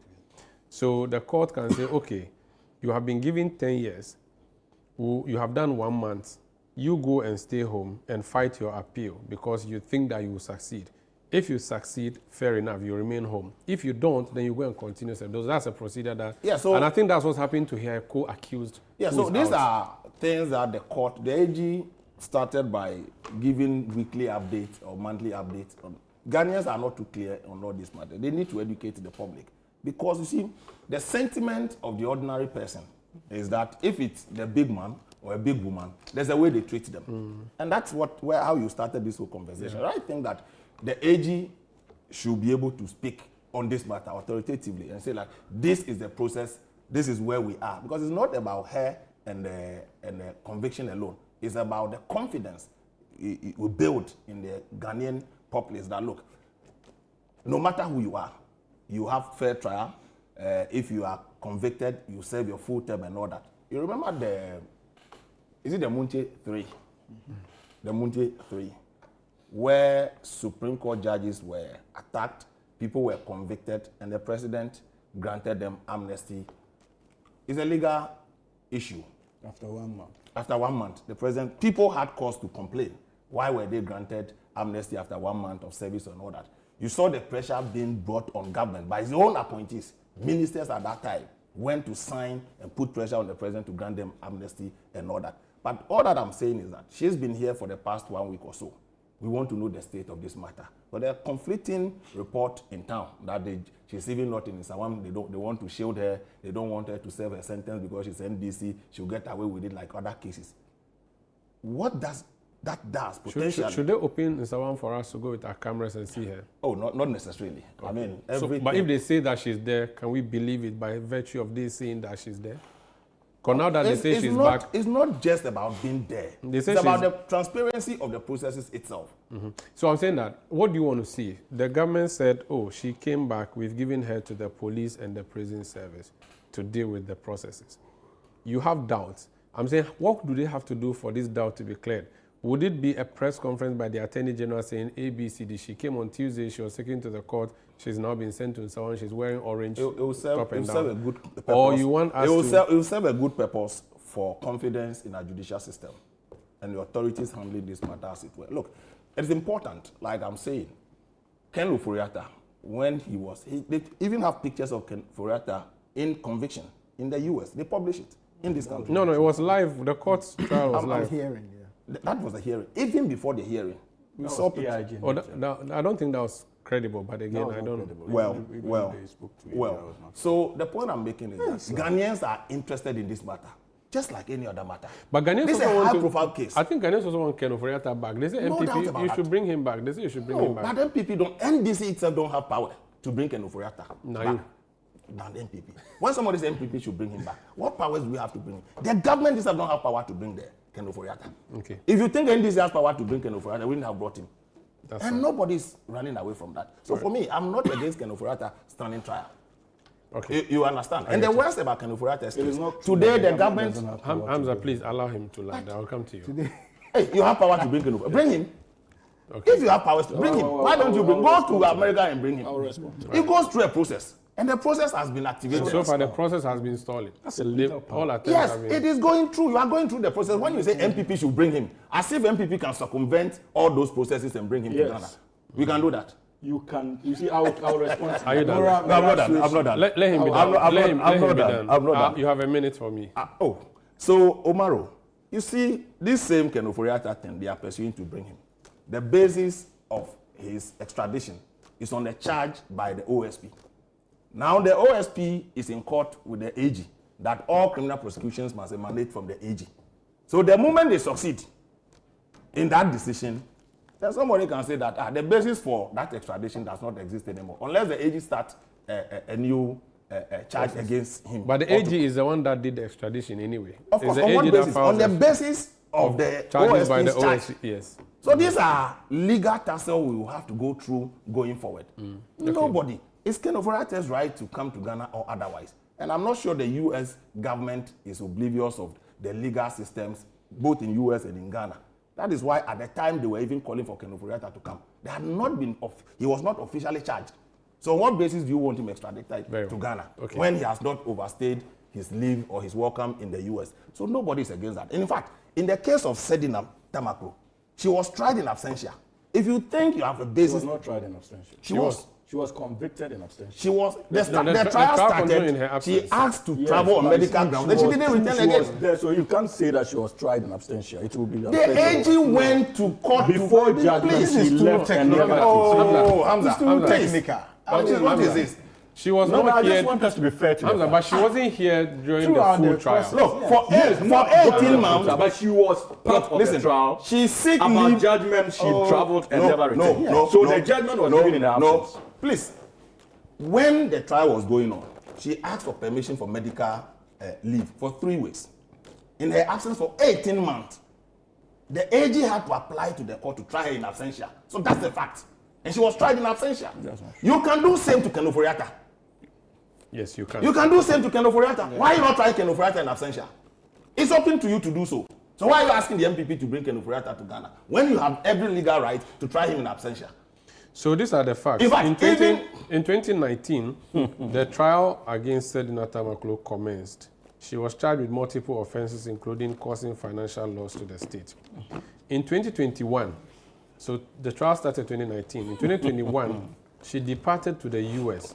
She was granted permission for medical treatment in the United States of America, but she did not return. So she left in 2021. 2023, she was trialed in absentia. The High Court granted an application for the case to proceed without her presence. This was February 2023. April 2024, she was sentenced to 10 years in prison. 2024, July, the government then applied for an extradition, and in June 2026, she arrived. So the point I'm making is that so this government, Hamza has to apologize to you. But since you didn't apologize to him earlier, Umaru, you have to pay attention to what you read. I was emphatic. I said that when the trial commenced, she was part of the process. But you refused it. In trial, when the accused person is present, and it starts from beginning to a stage that he makes it impossible or he fails to present himself in court, you can move an application for the trial to continue in her absence. So the trial was not tried in absentia. But I think that's... So, and I was clear, so I'm not wrong on this subject matter. Okay. And I'm also not wrong. She was tried in absentia. The woman was not even dead when the trial commenced. But I didn't say that. He didn't say that. He said that's why he likened it to Kenofrata. He said she sought leave and went to yes. So why would I? Anyway, that's not the trial commenced in her absence. I didn't say that. I said that. If trial commences on somebody's absence, why would the person go and seek permission to travel medically? It's fine. You don't do that. Look, the point I'm trying to, the basic point I'm trying to make, the point I'm trying to make is that the option of trial in absentia is open to the government. So they can do that. They can do that. In Ken Ofori-Atta's They can move a motion and the court will grant them to try him in absentia. That's fine. That's fine. Okay. And again, I've raised the point about the OSP's case before the High Court. And if it collapses, everything collapses. Okay. So they are prolonging it by themselves. Hamza. Yes. The doubts around Sedina Tamaklo's return and going to serve a sentence, do you have any information to share with us? You speak for the government. Umar, first of all, I think that it is public knowledge. The minister responsible for government communications, the Honorable Felix Ofosu-Kwakye, indicated publicly that indeed when they were notified that she surrendered, the Ghana Police Service and that of the Ghana Prison Service picked her up from the airport, and preparations have been made for her to commence her sentence. What more do you need? What more clarity? Because it is not the government that is going to jail Sedina Tamaklo. We have institutions entrusted with that responsibility when a court verdict is given. And the minister responsible for government communications, his responsibility is to communicate to the Ghanaian people in terms of the steps that have been taken so far. And he has done so. If you want to cross-check whether indeed she has been taken into custody or not, you know the appropriate authorities to deal with. And even if you go to the Ghana Prison Service, you can be directed as to which prison has a medium house. And even if not to see her, but the logbook in terms of those they have, I'm sure that you can have access to that kind of information. So we should not create the impression as though that it was the responsibility of President Mahama and his appointees to just wake up on a beautiful morning and carry her to Nsawam or wherever we want her to be. Government has been quite clear on this subject matter, and that information has been made public. Umar, you asked my brother one fundamental question about Ken Ofori-Atta when you likened the Sedinam issue to Ken. You indicated that what is happening in the case of Ken Ofori-Atta, and he said that government, even the NDC government has no power to bring Ken Ofori-Atta. The NDC government is clothed with legal authority to engage the United States of America as far as our international laws are concerned to bring Ken Ofori-Atta back. That is power. what the discussion would center on is at every step how governments are committed to that power. Exercise it. And as political parties, it is not every solution, especially when it comes to issues of accountability, that must be rooted in legal accountability. Sometimes political principles requires that even though you may be challenged in terms of legality, you also invoke your own personal political principles to ensure that people are brought back to face the rigors of the law. Let me give you an example. If the political party is a serious political party, if the NPP is a serious political party and is concerned about its brand, it should be working behind the scenes to get Ken Ofori-Atta to come and face through force or begging. No, that's what I'm saying. It should be working. It's engagement. You think that government did not engage? What's his name? Ferdinand Tamaklu. Who engaged you? Your own government started the processes, and you have not been following the case. We did not engage. We wrote for the extradition. No, you even started court processes in court. But beyond that, the Attorney General, you've not worked at that office, so maybe you may not know. Was talking to they were also engaging her lawyers about the possibility of accepting to come in. When this government came into office, we got the signal, somewhere in April or so, that she has decided not to fight the extradition again, and she was willing to surrender. And we were notified by the United States. And today she's in the country. And that's why I'm telling you that it's not, you don't resolve all problems with just legal application of legal rules. And even the alternative, these are some of the thinking that gave birth. That birth even laws like the plea bargain we just spoke about. The one you said is MPP law. You can make engagements behind the one you said is MPP law. It was passed in 2022. So don't try to. He said he supported you. Don't try to behave as if you can. You want him more than your own life. Go get him. NDC, you want him more than your own life. See, he's not interested in the man being here. No, I'm inclined to be on his side. What are you talking about? That MPP, what can they do? But I've just told you what they can do. No, but in that, if you are, can you imagine that? Umaru, you can pretend as much as you want. Please, let's get serious. Let's get serious. Of the MPP administration are here in this country, facing accountability. Have you heard that any of them? So MPP should go to America and abduct Ken Ofori-Atta. If you are a serious political party, what are you bringing him to do? Are you going to face trial? You have the right to try him in absentia. We've taught you how to do trial in absentia. We've taught you. We've taught you how to do trial in absentia. He's doing. No, he's not doing it. Hamza, what he's trying to say is that they tried Ferdinand Tamaklu in absentia, secured conviction. But go to the special prosecutor. You can also do the same thing with. That is ongoing in the case of Ken Ofori-Atta. But the special prosecutor is taking him to court that he cannot start. You cannot initiate criminal prosecution. And even an application was, but the case tracker, you go and check. And I'm telling you, it's not as if that process is leading to the trial in absentia is not ongoing. It is ongoing. Okay. But government has not said because there are processes to ensure that he is tried in absentia, government is going to fold his arms and still not engage the United States authorities in our quest to bring him in. Because we know that even if there's eventual conviction, we would need him to be here to face his sentencing. And that is what he's running away from, and not just Ken Ofori-Atta. A number of the MPP apparatchiks, appointees who have questions to answer. Like who? Oh, he's 8. What's his name? Buntumi's younger brother. What's his name? Umaru can help. But what has that got to do with MPP? What has that but they are all MPP functionaries. You know, as a matter of fact, that they are MPP functionaries. And you see, in the case of Ferdinand, I've heard my friends from the MPP argue that, they are going to let her go without being touched and stuff like that. Presidential pardon. Oh no, that cannot happen in the case. I can guarantee you. She won't get presidential pardon? Absolutely not. Oh, why? No, you see. But she's entitled? No, she's entitled to, but I don't see that happening, largely because, first of all, you need to understand, the government is not blind to the political implication of such a pardon. This government is not blind to it. Secondly, we are dealing with a president and government who since 1992 have had the moral courage to allow even his own appointees go through the judicial process and ended in prison. The unfortunate spectacle of the likes of Honorable Abu Gapili. President Mahama presided over that. President Kufuor did same. President Mahama presided over minister. that. President Kufuor. Oh, he was not a member of your party. He was a member, a minister. No. He was a minister. What are you talking about? Not a member of your party. You see?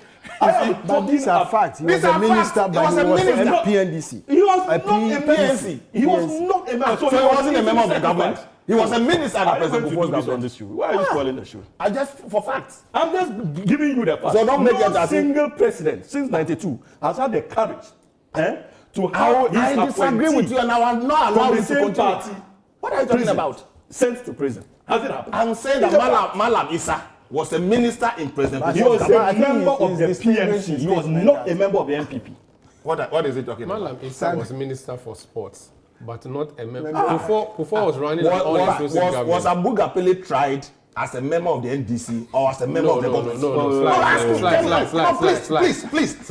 On the basis of the facts. Oh, no, but please, stop this. But stop disrupting. I'm not disrupting. Omar, I'm asking you. Was Abu Gapele tried because he's a member of the NDC? People don't count you as one of them. So, but you think that the Bawumia faction, they count him as one of them? Look at this guy. Oh, but he himself knows that they don't consider him. Sly is a pro-Bawumia. Before they didn't go to his mother's funeral. It's not just that. He himself knows they are not even supporting him in his general secretary question. So don't stress yourself. So you are saying that he and this man are very similar? You are saying that the two of them are very similar? But this is Umaru. They belong to the same school.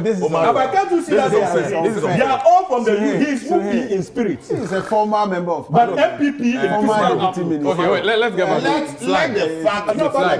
Let the fact. Abu Gapele was not tried because he's a member of the NDC. He was tried because he was appointed of the government. Can you put this UP associates in order? No, that's I don't. I take exception. You are not a member of the UP. I take exception. He's not. Withdraw that. I take apologize to you. What is the name of your? No, you can say. What's the name of your? You are Alhaji now. Alan. Okay, an Alan supporter. Okay. He's an Alan supporter. No, but are you not an Alan supporter? Former Alan supporter. So you don't support Alan anymore? Stop this. No more. He didn't follow him to resign. So okay, so that's fine. But is he? Let me. No, Hamza, one second. Abu Gapele was NDC member of parliament. Why are you taking my time? Fantastic. He is a member of the NDC. Okay. Malam Issa was not a member of the NPP. So the distinction here is that... No, so let me land with it. Okay. Kufuor's government prosecuted Malam Issa. But the point is that he was not an MPP. So you cannot say MPP prosecuted one of their own. Yeah, but when it comes to Abu Gapele, NDC prosecuted one of its own. I disagree with you. That's why I'm saying that Abu Gapele was not in court because he's a member of the NDC. Because he was a member of the government. Malam Issa was a member of Kufuor's government. That's the distinction I want to make. There you go. Hamza, please proceed. Is he... Hamza should conclude. Why do you want me to conclude? You and your friend, why? So I'm not your friend anymore. No, I said... So you are now MPP. You are now MPP. You are now MPP. Hamza, proceed. So you know where you are coming from. But no, I want you to be the general secretary, but because at least you will be more competent than the current one they have. If they pass, of course, but that's the truth. We all know. You are afraid of him? No, I'm not. Okay. I know that this Sly is much more better suited to occupy that position. The man is campaigning for you instead of being on his side. After hitting his stomach. Let me make my point. Abu Gapele was not tried because he's are you going to please make that point. He said he doesn't need your campaign, so keep your campaign. So you see, when it comes to President Mahama, that commitment is not in question at all in terms of staying true to the laws of this country. And I know, as a matter of fact, that even before Sedinam was brought in, when the final judgment was given, there was an appeal initiated by her lawyers. And many issues came out as a result of that appeal. And Umaru, going forward, that is one factor that will also give you an indication of the unhealthy, reckless role even Ken Ofori-Atta played in that matter. Many of the grounds that led to her eventual conviction and so-called willful causation of financial loss to the state, many of these payments were actually done under Ken Ofori-Atta as finance minister. Check the facts. What are you talking about? Oh, you just sat around this table and told me that ministerial responsibility, have you forgotten, Doc? Your own words. So what's your point? The point I am making is that we would be interested in how that appeal will turn out. And in following that appeal, you'll be shocked to see the role Ken Ofori-Atta and the MPP played. In what? As far as that so-called conviction is concerned. I have read the appeal. What's the name? Oh, come on. I have read.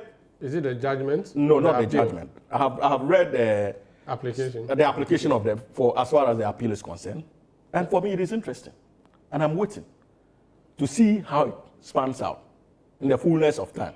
But I'm simply telling you that if the law is anything to go by, many more issues will come up that will require, even if the appeal court decides to uphold the decision of the lower court, it will create an avenue for many others to be brought in line with that particular ruling to answer for questions. That's good. And one such character, once again, will be Ken Ofori-Atta. But for us in the National Democratic Congress, what we are waiting to see is how other officials of state are brought down to face justice, like Ken Ofori-Atta. It is important. Because Sedinam is in town. This point when you can try the man is absent. But I've just told you that the special prosecutor has started processes. And you can do the case tracker. But Umaru, in the fullness of time, I'm sure we'll understand the Sedinam debacle more clearly. But as for presidential pardon, I don't see it happening. And many sound-minded Ghanaians will rise against it. You don't want it to happen? I don't. I don't see it happening. So if it happens, you call out the president? No, it is within the legal remit of the land. But knowing President Mahama, I am not sure. You are so confident. Are you sure? Not even on his last day in office. Do you know the relationship between President Mahama and Honorable Abu Gapet? But he washed his hands off. He allowed the legal processes to take full, his due course. By the time Mahama is leaving... When we are talking of presidential pardons, when President Kufuor influenced the judiciary to jail Chachi Chukata, didn't he give presidential pardon? No, but you see, when you say vicious allegations, you are a lawyer, you are an officer of the law. And Alhaji, you can't say it is not just an allegation. It is an opinion I hold and I believe it. Okay, so you are especially when the president takes an active decision in empaneling the Supreme Court to overturn a decision that was not favorable to him. That is my opinion. I think that there was numerical issue with the internationally. What are you talking about? In terms of his conduct was flagged internationally. What are you talking about? Let me bring in Dr. Oh, no, let me land, please. You allow the two of them to interject. Why you want to take the whole time? No, but because you are interjecting. No, nobody was. Please to me. 1 minute. Yes. So, you see, but let us understand that this discussion is rooted in our quest for accountability. Regardless of our selective accountability. Umaru, we may all have our preferences. Seated in this chair, it is discomforting that Sedinam Tamakulu would have to go to jail, especially as a member of the National Democratic Congress. Naturally, my sympathies and expectations will be that he shouldn't be taken to jail. But the courts have ruled otherwise, saying that she needs to go. Whether I am happy with the decision or not, I need to respect it. I just hope and pray that when we have judgments beginning to come down or being handed down from the judiciary, the posture of the NDC in relation to Sedinam Tamakulu, same posture will be exhibited by the NPP when they have their people also facing the gavel of the judiciary. Because this is important. You raise concern about the issue of politicization when it comes to the two political parties. And the need for us to stop it. And understand that when it comes to issues of accountability, look, when we engage in corruption and hospitals are not running, when we engage in corruption and our roads are bad, when we engage in corruption and Accra and other major cities are flooded and Ghanaians are suffering, we must know that it is the cause of our failure that bears many of these unfortunate experiences that people have to endure. So the time has come for us to have a point of convergence, especially when it comes to issues of accountability. Regardless of who you are and your political persuasion, we must all understand that safeguarding democracy is ensuring accountability. All right. Thank you, Hamza. Let me hear Dr. Edichum. Doc. You know, Hamza, I think the way he started, but I agree with him the way he's landed. But you see, when we were discussing the issue, you raised the issue about UP party, we cannot also extricate ourselves from the ongoing. And interestingly, you know that in 2006, Honorable Lanchemate established Maslow.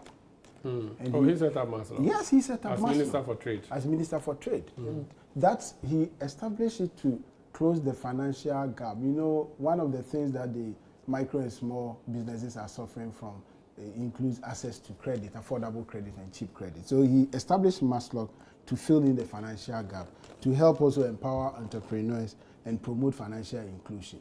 So I become sad when I read that over 70 charges were filed against the former chief executive. And I think that my excitement is that she's been taken through a due process and convicted and tried to play some gymnastics, but the diplomatic relations between the two countries have yielded positive results. Now, the most important thing we have to see is to ensure proper accountability. And what do I mean by that? That at the moment, we all, including my brother from NDC, can only give us a generic narration of the fact that Felix said the police and the prisons, he took her from the airport. But we don't know where she is. I think it's important to establish that Ghanaians would like to know. But he said that if you want to know, you go and find out. Is that the answer? How do we that's find that's out? The answer he gave. Well, but his answer is incompetent. No, if you want to, he is in a position to tell us exactly because he can. You say you don't know. The government has told you where she is, and you are still saying the government didn't say that. The government said, according to you, and in fact, I also saw on social media that she was handed over to police and prison authorities. Yes. So but that doesn't mean that not been given the information. I haven't. But I'm saying that why should you put that burden on an ordinary citizen like me? Well, or somebody living at Tebubu or in my village? Or but Dr. Duchum, the ordinary citizen is curious. National Communication No, but Authority. that burden shouldn't be. The ordinary citizen. Where are they? In prison. Where did they send? Where? Did you Various see them in prisons. Of course, some of them we saw car taking them from. No, so you saw, but did you see them in the prisons? Inside the prison? Yes. Of course, we saw Agrada inside the prison. No, I'm talking about former government appointees. But that is easy to establish. The point I'm making is that we see. When Chikata was in prison, we also Chikata leading prisons and church services. You landed on a very positive point. And you landed on a very positive point that we should depoliticize some of the fight against corruption. And we can achieve that by not being hypocritical. We can achieve that if we are fair to the fact. So you want government to put cameras on him? Hey, entering I'm saying prisons. that government should communicate to Umaru us so that we know. But see, Umaru, what do you want to see? Very soon you become a lawyer. Yeah, but what do you want to see? And I know the tedious work judges put in trials, and even the lawyers also. And we shouldn't politicize if she was to be taken to court, cases. There's no way you wouldn't have seen to weaken of her being taken to court. Institutions. Don't do this. Let me just I think I asked the same question. I want to ask you. Please. So what do you want to see to convince you? See, it's very straightforward matter I'm asking for. That government should communicate to us that how many prisons do we have in the country? Plenty. Yes, exactly. So see, you cannot put a burden on me to go and ask before. So tell us that she's in this jail or in this jail. So that anyone wants to see. And I don't disagree. I don't disagree. Why? How can it be security matter? Because the prisons are. Why should prisons are highly secure. This person is in this prison. This person. But this is a special case. It's a special case. And in fact, if you are fair, this will even enhance the government's position in the fight against corruption. And so one medium security prison, or judgments don't mention that. No, I hardly see judgments mentioned. That's fine. I hardly. Dr. Richum, yes. Are you done? I'm not. I wanted you to ask me some of the questions but you see, if you want me to conclude. No, my reason, so I think I'm having a difficulty understanding. Maybe you want the Attorney General to come and say that we received this person on this day. We took her to this court, they did the processing, and she has been taken to prison. Maybe that's something that we could all want to do. It is not maybe. You see, this AG, I think, started on a note of public engagement. Yes. And some of the cases were even cited by my brother here. So I don't think there is any difficulty with the AG or his assigned officer in telling us exactly what the process will be. You see, I say so because if you are being trained as a lawyer, and there are so many cases that we hear in the media. an ordinary person who has tried to, dupe somebody for a peanut of, let's say, 5,000 cedis being sent into prison for a number of years. So if somebody has been found guilty of over 70 charges, I think that is very serious. And the fact that most entrepreneurs and micro business owners are still struggling to have access to credit, which has been established by a noble man of the land and is being politically abused, I think we have to take it very serious. Okay. And that's the point I'm establishing. This I'm not being political like... No, but you see, and I asked you a simple question. You want cameras to be on setting up. Whichever means will communicate and that the point, no. to convince Ghanaians that indeed the fight against corruption fundamental human rights is being taken if she serious. was being taken from the airport to the courts, we wouldn't have been able to manage the situation because Umaru and his colleagues would have been there with their cameras. We see it on a daily basis. But how many media? Please, if that happens, you don't say that it is government that has brought that to light. We can only see her entering the car. As the Black Maria. Exactly. But that can be communicated. You don't. This is not the first but time. to see first, Sanda, we need to establish that this is a case of public interest. You understand? This is a case of public interest. They couldn't for 8 years. But did you bring her in? But which people brought her? Sanda, you didn't even know she's coming. You knew it, you kept quiet until the US embassy disclosed you were in court where? In the United States, fighting her. She signaled that she was not willing and communicated to the State Department that she wouldn't come. And they formalities required that they should also communicate to us. On the Kenofriata, that process started an IMPP. You don't just make a request for extradition and the next day they put the person on the flight. So when you say we couldn't do it, it goes through the process. I want to make a small point. I want to make a small point. I'm saying that Kenofriata, nobody's against the request for extradition. Nobody. And I ask you a simple question. Now the MPP should go and bring in prison before you believe that she's in prison. We don't believe she's in prison. But you cannot even testify to that. So you can. But I was. I can't testify to her. That where she is. But she is in prison. Sanda. Which prison? Sanda. That is what the so you don't know. Service. You don't know which prison she is. But it is not in my interest to know which prison she is in. Oh, really? The two have had we want to know extensive discussion on Kenofriata's issue. Yes. And I had wanted to emphasize the point that the MPP cannot also abdicate itself of responsibility in engaging Kenofriata to come to Ghana and face trial. What can they do? Through moral suasion. I kept saying that because they plead with him, beg him, or whatever. But you see, the responsibility of MPP cuts both ways. When Wontumi and others were being arrested, they were there to support them, including members of parliament. Don't sit on the floor. Didn't you witness that? Including the minority leader who in our constitution is more or less a member of government when you're looking at the three arms of government. It's the leader of parliament. The leader of parliament, you understand? So I agree with Suhini. The MPP has a responsibility in this matter. But I disagree to the extent that, let me tell you something. With the issue of Wontumi and the rest that we lend support, Harun Idrisu even spoke against it. That the bail conditions the Yoko was imposing on people. But that is a different discussion. It's not a different discussion. When Wontumi was arrested, his first arrest, okay. The bail conditions. You let him. So those were the things where you don't use bail condition as a punishment. That is a different discussion. It is not. It is. No, it is not. That's a different discussion. He mentioned Wontumi and the support the party lent to Wontumi. Yes, and that's why the reason why we're lending the support. That should cease because if you think that you have no role to play in an individual's case against the state, I don't think you also have the same role to play in supporting him or mobilizing to support him. Thank you so much. And I know you don't do that, Sly, so don't defend that. When a state institution is using the bail condition to punish here I'm supporting you. They don't use comradeship, they use patriotism. No, but for a state institution using bail conditions as a means of punishment to the extent that the leading member of cabinet is criticizing it. We have a reason to go against this is a big issue on Channel 1 TV and on 97.3. You see the beauty of the National Democratic Congress. In his chair, he's making reference to the minister responsible for education. That is the beauty of the NDC. We don't keep quiet and allow one man to drive the ship. Military you personnel. Can't say same under the president. You say. Hamza, military personnel on Wednesday, June 10, 2026, confronted some members of parliament, those belonging to the minority side, during an inspection visit to the Afari Military Hospital in the Ashanti region after officials questioned the delegation's authority to enter the facility. I want to see this quick report and talk about it.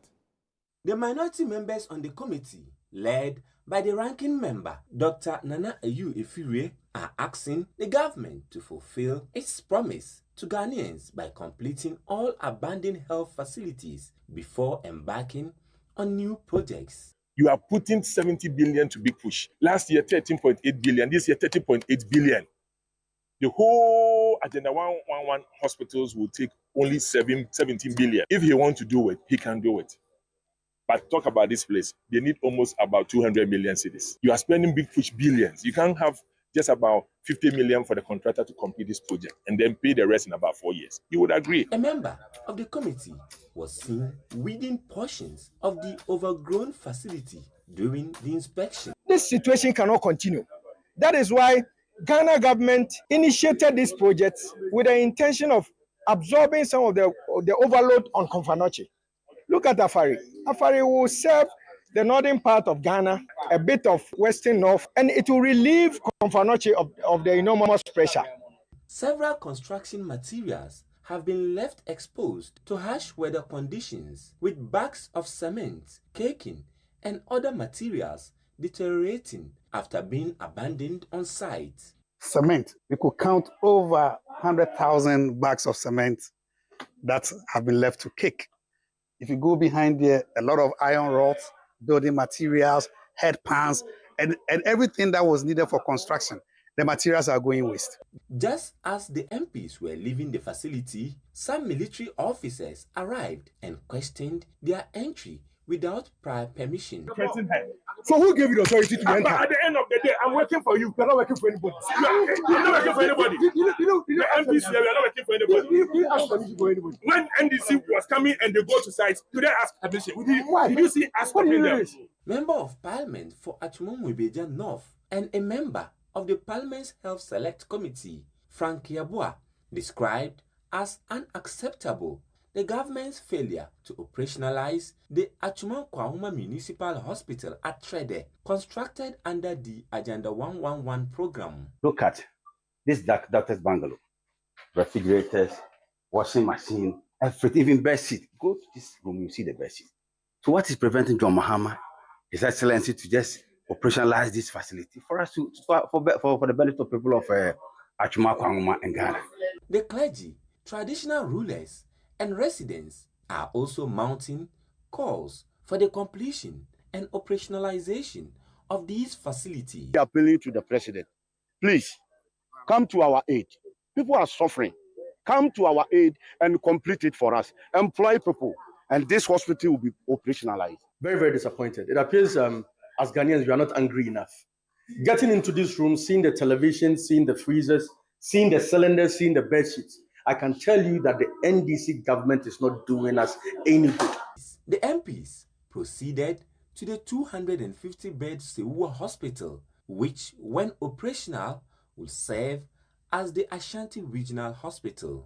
And this was commissioned by the former president under the MPP. So it's supposed to be put to use. What is left was supposed to be the roads and then power. So for power and roads, we've been able to do everything.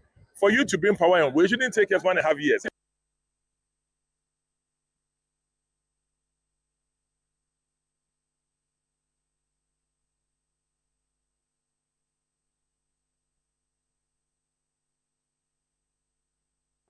Well, so that's what happened at the Afari Military Hospital. Sly, this looks like what happened in the past. When you were in office, UGMC Hospital was finished, you refused to open. We complained before finally you opened it. They are doing the same thing, and now your people are up in arms. Well, I think that there is only one reason. I think this came on the back of the suspension of the Komfanoche CEO as a result of crowding at the facility. Then the awareness is created that we have these two facilities in Ashanti region that can really support health delivery in the area. We are also tracking the government-owned expenditure in the health sector so far, and then other sectors of the economy. And we think that, look, the commentary from the members of parliament, I sent something to you. If you had played it, you would have thought that Mr. Kando is. I don't want you to be my producer. Yes, but I want you to take a look at it. But the essence. Tell me what it is. No, just as they advocated. Unfortunately, it's the health minister today that apart from if government don't even have money, the materials on site should be used to continue. And the same thing they are saying today, that if you go to Afari Hospital and the Sewa Hospital, there are equipment, materials there that they can install to even open the place for public use. It's the same advocacy we all heard about the UGMC. And since it's been opened and the phase 2 commission, it's been very useful to all of us as a country. So I think that we must not take it that it's MPP who is making the advocacy. But most importantly, look at what is happening in Kumasi. The Konfanoche Teaching Hospital, the population, we all know, to the extent that the CEO had to close it down for 24 hours, and he has suffered the consequences of that decision. So the plea is that if government is funding Aboboya for ambulance, there's so much money. We are doing free primary health care. We are doing some other things. All the minority is saying that all these monies you are putting in these places, now people are not even patronizing the free primary health care and things like that. You can channel it to open up this facility. It's a good advice and a good counsel. What happened about this whole thing is about stopping the minority from accessing the place. And I just want to make a point that in previous regime, the health minister today and his colleagues were traveling to all the facilities and bringing the attention to the issues to public attention and government for that matter. So there's nothing wrong. It's the same advocacy, just that the tables have turned. There's exact commentary the minority members of parliament are making today. The same commentary the NDC led by Mr. Kando made in essence. So we should find wisdom and try to open up these facilities for the good of the people. The most important thing is that when you go to these facilities, they will not ask for your political card or your political affiliation before you are attended to.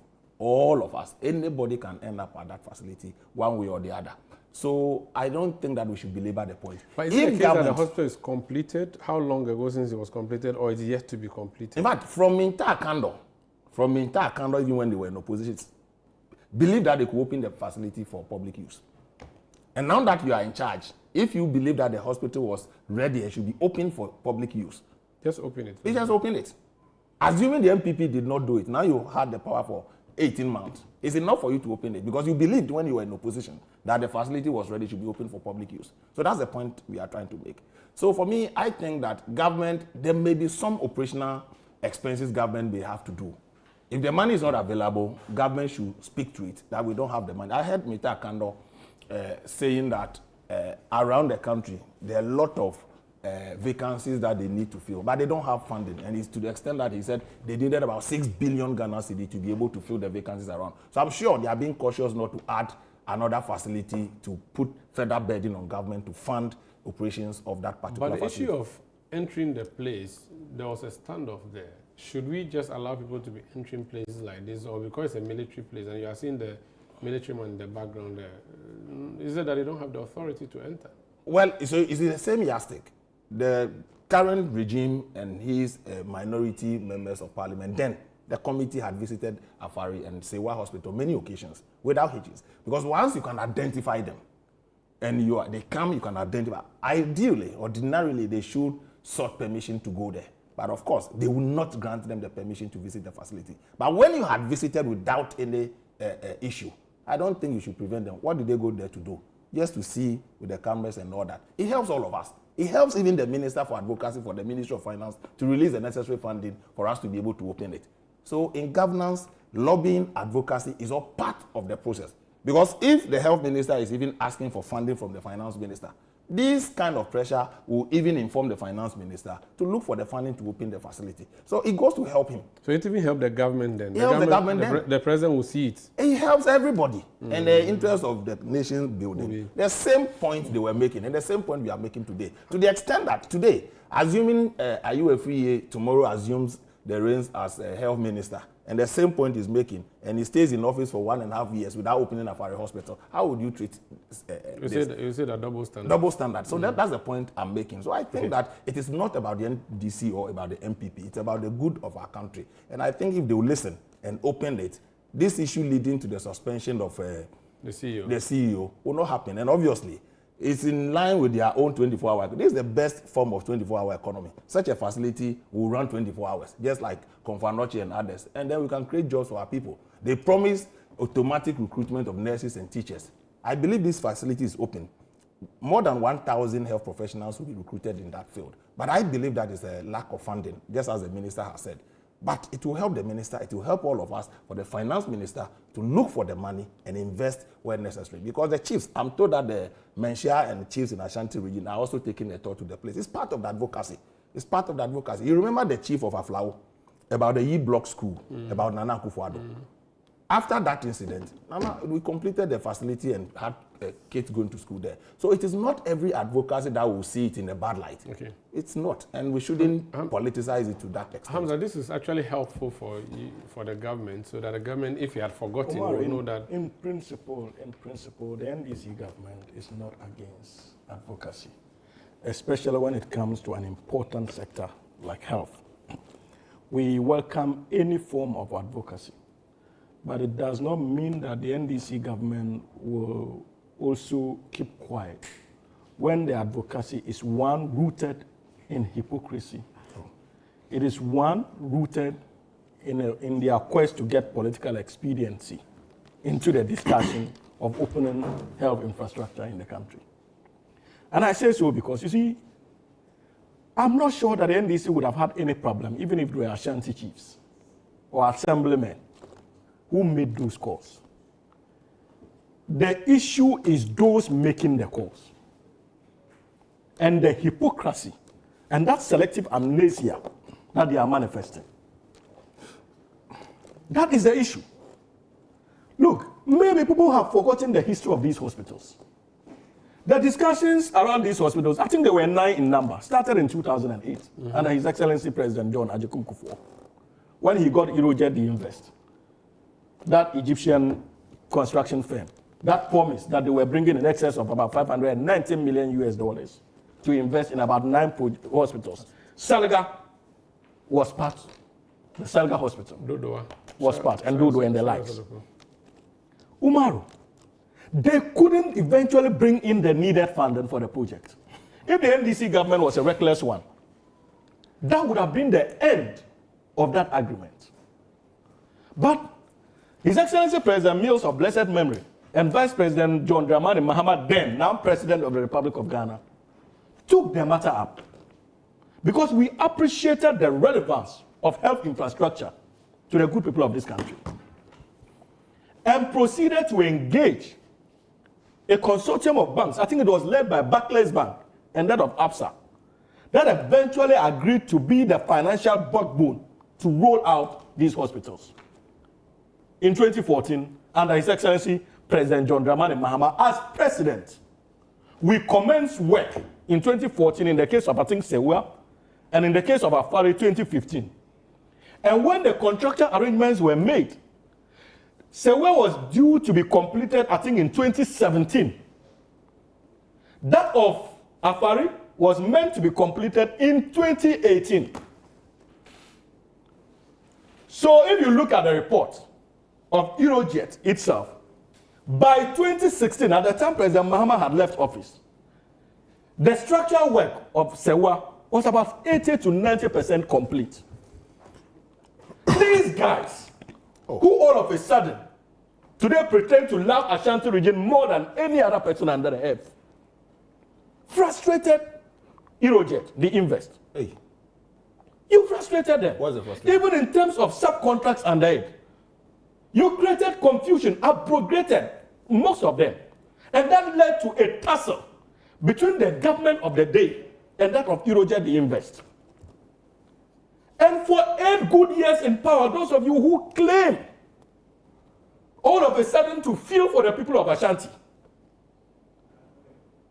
failed 8 good years to complete a project that was scheduled to complete in 2017 and 2018. And this government has come into office in less than 2 years. You have had the country to go there and now call it on government. It's serious. But it looks on the But face you of had it 8 years when President Kufuor started this But it looks hospital. on You the had face 8 of it years. that the hospital is ready. Please, Why please. don't you just open it, let's start using it? I think that's... Listen, no, it's not ready. I'll get there. Umaru, if you are patient with me, you will see the way where I'm going. It's not ready. I just gave you an incline that when President Kufuor even failed to take it up, we did. President Kufuor failed. Because when he signed the agreement, it didn't go far. When did he sign the agreement? In 2008. And when did we have the elections? Which elections? President But in 2008, but before President Kufuor exited, nothing was done. Did you see any commencement?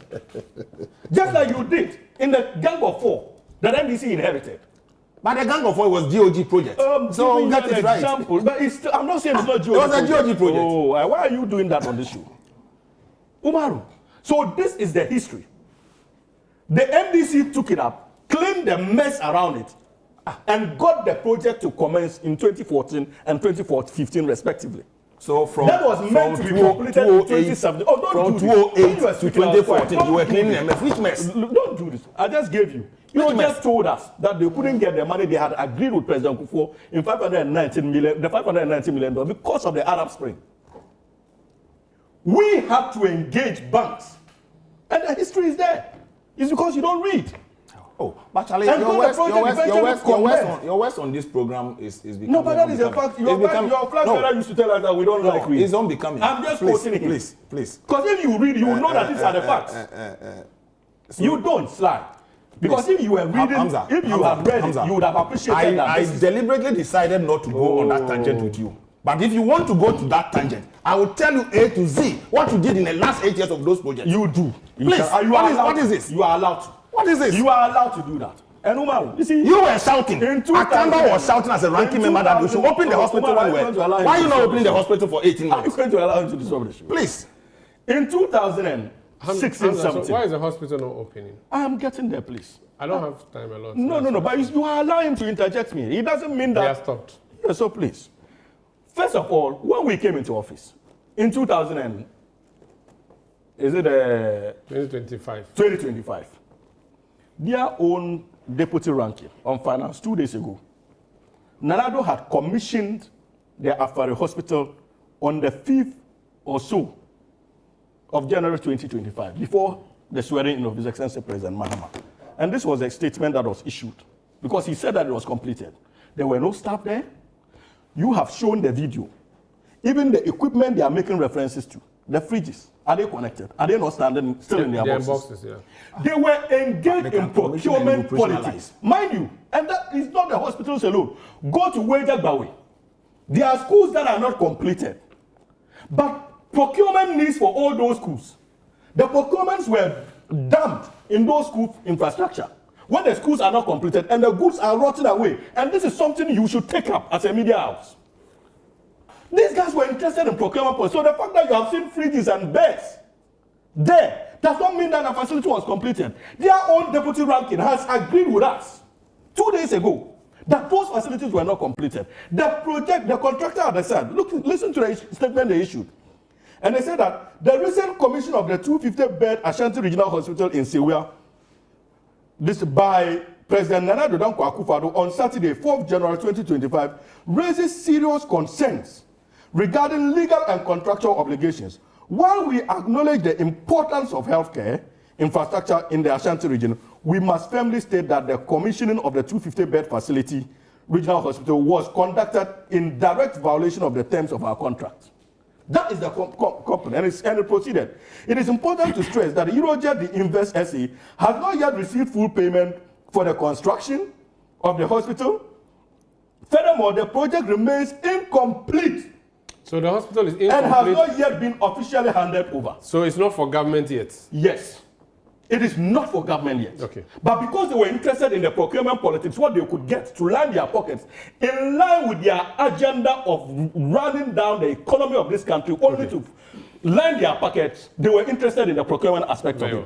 But the structural requirements, the essential ingredients to get the hospital to work, was not done. Thank you, Hamza. Man, even the Ashanti Hiri, in 2024, when Okoboy was appointed Minister of State, and he visited him, the Ashanti Hiri had cause to complain about the state of these hospitals. And we have come into office. And we have said that, look, this is what we have come to meet. But unfortunately, because of the economic situation we inherited, and because of the financial challenges, there was the need for us to clean the mess first before we even start rolling out some key expenditures. All right. Thank you, Hamza. Remember in 2023, they issued a statement. The Minister of Finance, I have a statement of stopping some 11 key hospitals, funding to 11 key hospitals because of our economic challenges that they subjected the good people of this country to. 11 hospitals that the NDC comments. I can mention the hospitals.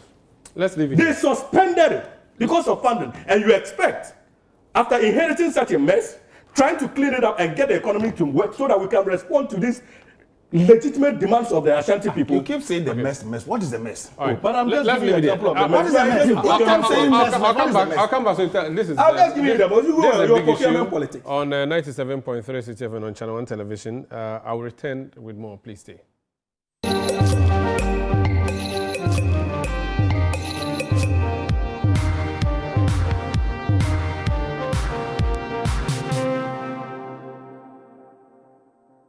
Welcome to The Point of View. This is your favorite current affairs show here on Channel 1 television. On The Point of View, we pick the right topics, get the right guests, and ask them relevant questions on issues that matter to you.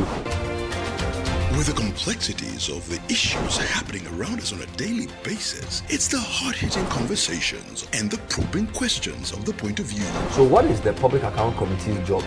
So what we do is to scrutinize, clarify, and find out why certain infractions have been made. What do these IMF programs try to do? The current program is for budget support. Okay. There are no projects attached. That teases apart the twisted entanglements of politics and governance, as well as religious and social discourse. The Point of View brings you the policymakers and duty bearers and drills down to the very bottom of issue. What authority do you have? The Point of View airs every Monday and Wednesday at 9 p.m. only on Channel 1 TV.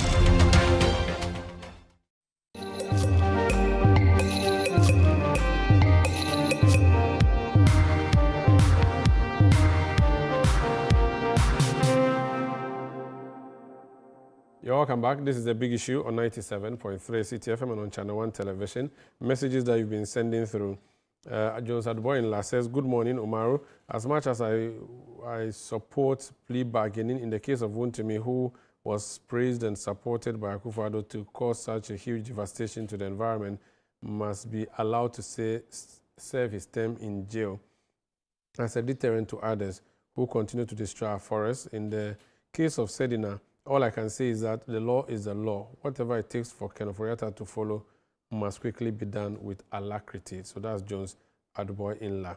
This one from, okay, it says, good morning, Sanda. I'm surprised to hear Slightete saying we should detach Wuntumi's case, a high-class MPP man, from MPP, but he still went ahead to indicate NDC government is witch-hunting members of MPP. Why? Is Wontumi an ordinary Ghanaian and above the law, hence his entity or himself can enter a banned enclave and as well go for government loan without paying back? Accountability and the law must be obeyed. Did he indicate his interest in the chairmanship race of MPP? Sly and the MPP should give us a big break. That's Papa BCU in Spintex Accra. This one says, I'm Eben from Kwabenya. The micro-minority MPP are a disgrace to Ashanti region and the nation as well. 8 years in power, they weren't able to ask former president to complete Afari Hospital. That was started in 2014, but had the guts to go there in 18 months of a new government to complain to who? They should bow their heads in shame. Their disappointment to our body politics. That's, it says, greetings to Honorable Julius Deborah, Chief of Staff, Honorable Peter Kwesi Mensah of Tema Shipyard, and Honorable MC for Agbogba, or Agbo. Honorable MC Agbo of Gan East. Okay. Mr. Sly has forgotten that the same military who prevented Honorable Akando and others from entering Afari in 2019 are the same guards preventing the current minority from entering the military facility. That's Kojo from Peki. This one says, good morning. I'm Okay from Bantama in the Sene West district. Oh, we have Bantama in Sene West. Okay. It is important for all of us to note that when discussing hospitals, completion goes beyond the physical building. A health facility can only be considered fully completed when medical equipment, fixtures, fittings, and other essential operational components have been installed. Reports indicate that approximately 2 billion cedis out of the 2.2 billion cedis project cost of the Afari Hospital had already been paid by the time President Akufo-Addo left office. The remaining balance is about 200 million cedis, which the current government must settle to facilitate full completion and operationalization. Opare Sohum, whose nickname is Still Maintain GFK, says, "I'm sad for Ghana as citizens because of this NDC government attitude. Everyone is afraid, including military personnel blocking the minority MPPs from Afari Hospital. This government has abandoned. Lord have mercy on Ghanaians." This one says, "This NDC government lied to Ghanaians 2024 because of power. They needed new things. They needed now things are expensive more than NPP regime. 2028 will vote for Dr. Baumia and NPP. Greetings to Jerry Osepoku, Eastern Regional Organizer, incoming Eastern Regional Youth Organizer, and Dr. Apem Daku, next to whom chairman." People are using the thing to do small propaganda. Let me come to Dr. Educhum. Doc, I thought you were giving me a quick... but you have spoken. You have spoken already. Unless you want me to have a right of we have a few minutes, so... Yes, I'll come back to you. Let Dr. Yes. go. Sanda, first of all, in my view, shows the way we have run our country down. And you cited cases where, because Sly is speaking this way, and because he's in opposition, and Suhini, same because he's in government. I check, and my information is that the civil works is about 97% completed. The hospital. The hospital. By installation, is just 5% done. You know, this reinforces the point that we have to depoliticize the way we run institutions, else we learn to institutional incompetence. In my view, we should be more proactive because health is a very important factor, and health infrastructure is something that we shouldn't joke with. The way forward is that for President Mahama, under a big push program, because essentially it's focused on infrastructure development, to more or less ring-fence some financing, to do what we are describing during our campaign, in the Great Transformational Plan, PPP, whereby we can invite private sector financing to collaborate with public sector financing. Because I checked, we owe about $85 million on the two projects to the contractors. And I have had opportunity to work in some projects on behalf of private sector contractors where they've also borrowed money from institutions. So they cannot allow you access if even the public would like to circumvent and complete the project. So we need to engage the contractors and negotiate a way out with them so that we can complete the project and commission it for use by Ghanaians. The banter between the two parties will continue. The only way out is for President Mahama to show leadership. I think this is one of too many infrastructure projects that we've abandoned as a state. Are you suggesting that he's not showing leadership? No, I'm saying that he should in this case because I think it's beyond the health minister. And the health minister has shown his frustration that he needs money. Where can he get the money from? Unless the president shows direction. And if you look at the financing scheme behind the big push, I think it has more liquidity to back completion of these projects. And we make an appeal to the government, and the leader of government is President Mahama, that he should personally take on board this. Not only that, I can assure you that he needs no appeal. He's something he's already focused on, including the agenda 111. He is. No, but you see, we need to also prioritize because you see this. You have, and if you read the brief on the two hospitals, there have been financial losses because currently, you know, when you buy equipment, especially medical equipment, you have warranties, and we've lost the warranty. What it means is that when you open the box and you try to install and it doesn't work, you cannot go to the manufacturer for compensation. And you see, we don't run our private businesses like that. We don't run our private we don't run our private businesses like that. It's the same thinking that Sanda and many Ghanaians, we are advocating for an enterprise economy. When you believe in an enterprise economy, you run the public affairs as if you are running a private sector organization, which means high competency, high productivity, and results-oriented. I think we are not results-oriented as a country. We just start things and we just want to see the buildings up, but we don't see its operationalization. We need to go, but there's something I want you all to comment on before we leave. So the situation at the CAF, where the health minister announced the suspension of the CEO and the doctors went on strike. They've called off that strike now, but whose side are you on, the doctors and the CEO or the minister? Personally, I'm not on any side, but I find it as a classical case. You know, this is a very simple matter. Leadership It's about doing things differently. And I was disappointed in the CEO, and I was also disappointed in the health minister, because people were saying, oh, but if you had not stopped access to the place was built to take about, I think, 17 people, now taking over 3 times of that. But in my view, the chief executive of Confanachi had no business closing the center without any roadmap. You understand? What I felt he should have done is immediately screen the ecosystem within the geographical location and see where we can support other hospitals to take emergency cases. Okay. You don't just do your job as if you sit down and push pen and paper. You have to be innovative as a leader of a state institution. And I was disappointed because, Umaru, this one, you don't need an MBA from a business school to implement that. Which hospitals are close by, let's say, 5 minutes drive, so that when you get signal, the ambulance is coming, you direct the ambulance there. You don't close the center and leave patients to go and die. Thank you. Hamza, CEO. I think I agree with him partially, because, you see, when I also heard the news, I was hugely disappointed in the chief executive officer. If you notice, even outside the borders of this country, we have had situations where in emergency situations, makeshift camps are created, even around within hospital premises, for people to be attended to. So when I also heard it, I was disappointed. But you see, what saddened my heart was a reaction that greeted the decision of the government to suspend him. Look, the chief executive officer, whichever way you look at it, is an appointee of government, just like even a minister of state or chief executive of a state institution. If the government or presidency feels that you are not living up to expectation and your actions are injurious to the good people of this country, it is within their legal rights and power, democratic power, to ask you to proceed on leave. And I think that when such things are done in the name of the citizens also ought to respect it, because that is the only way you can get some semblance of efficiency when it comes to running our state institutions.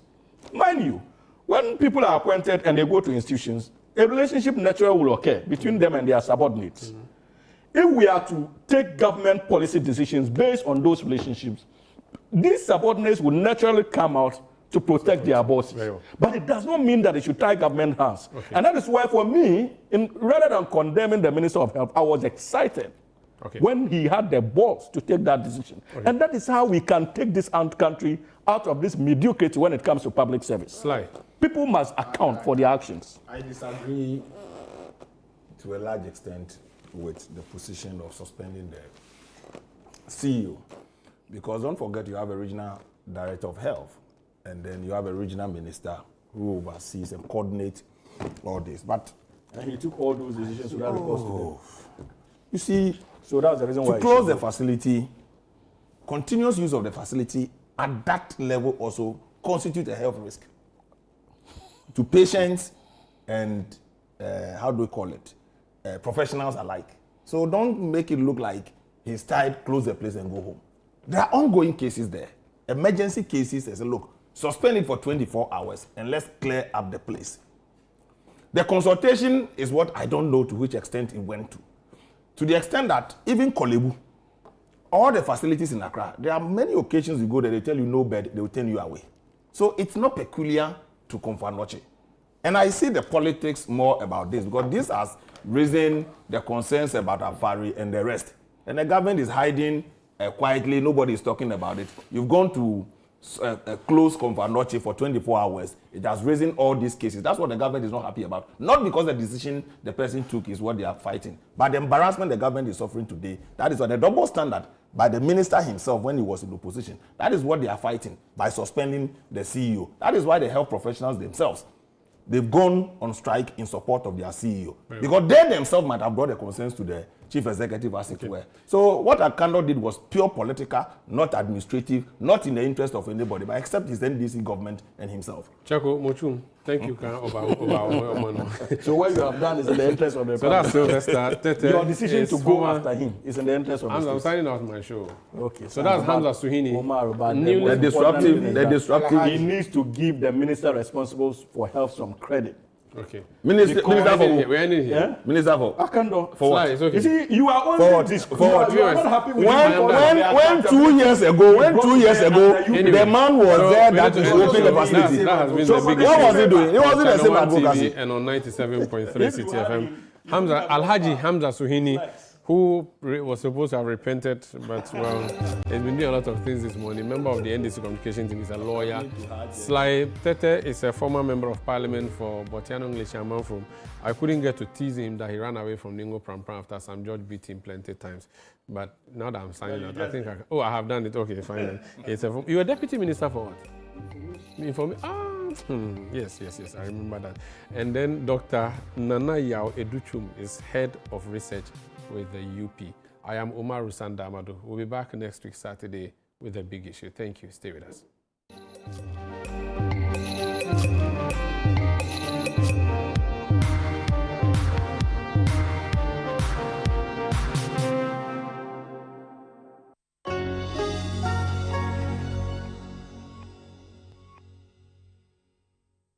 Transformation begins long before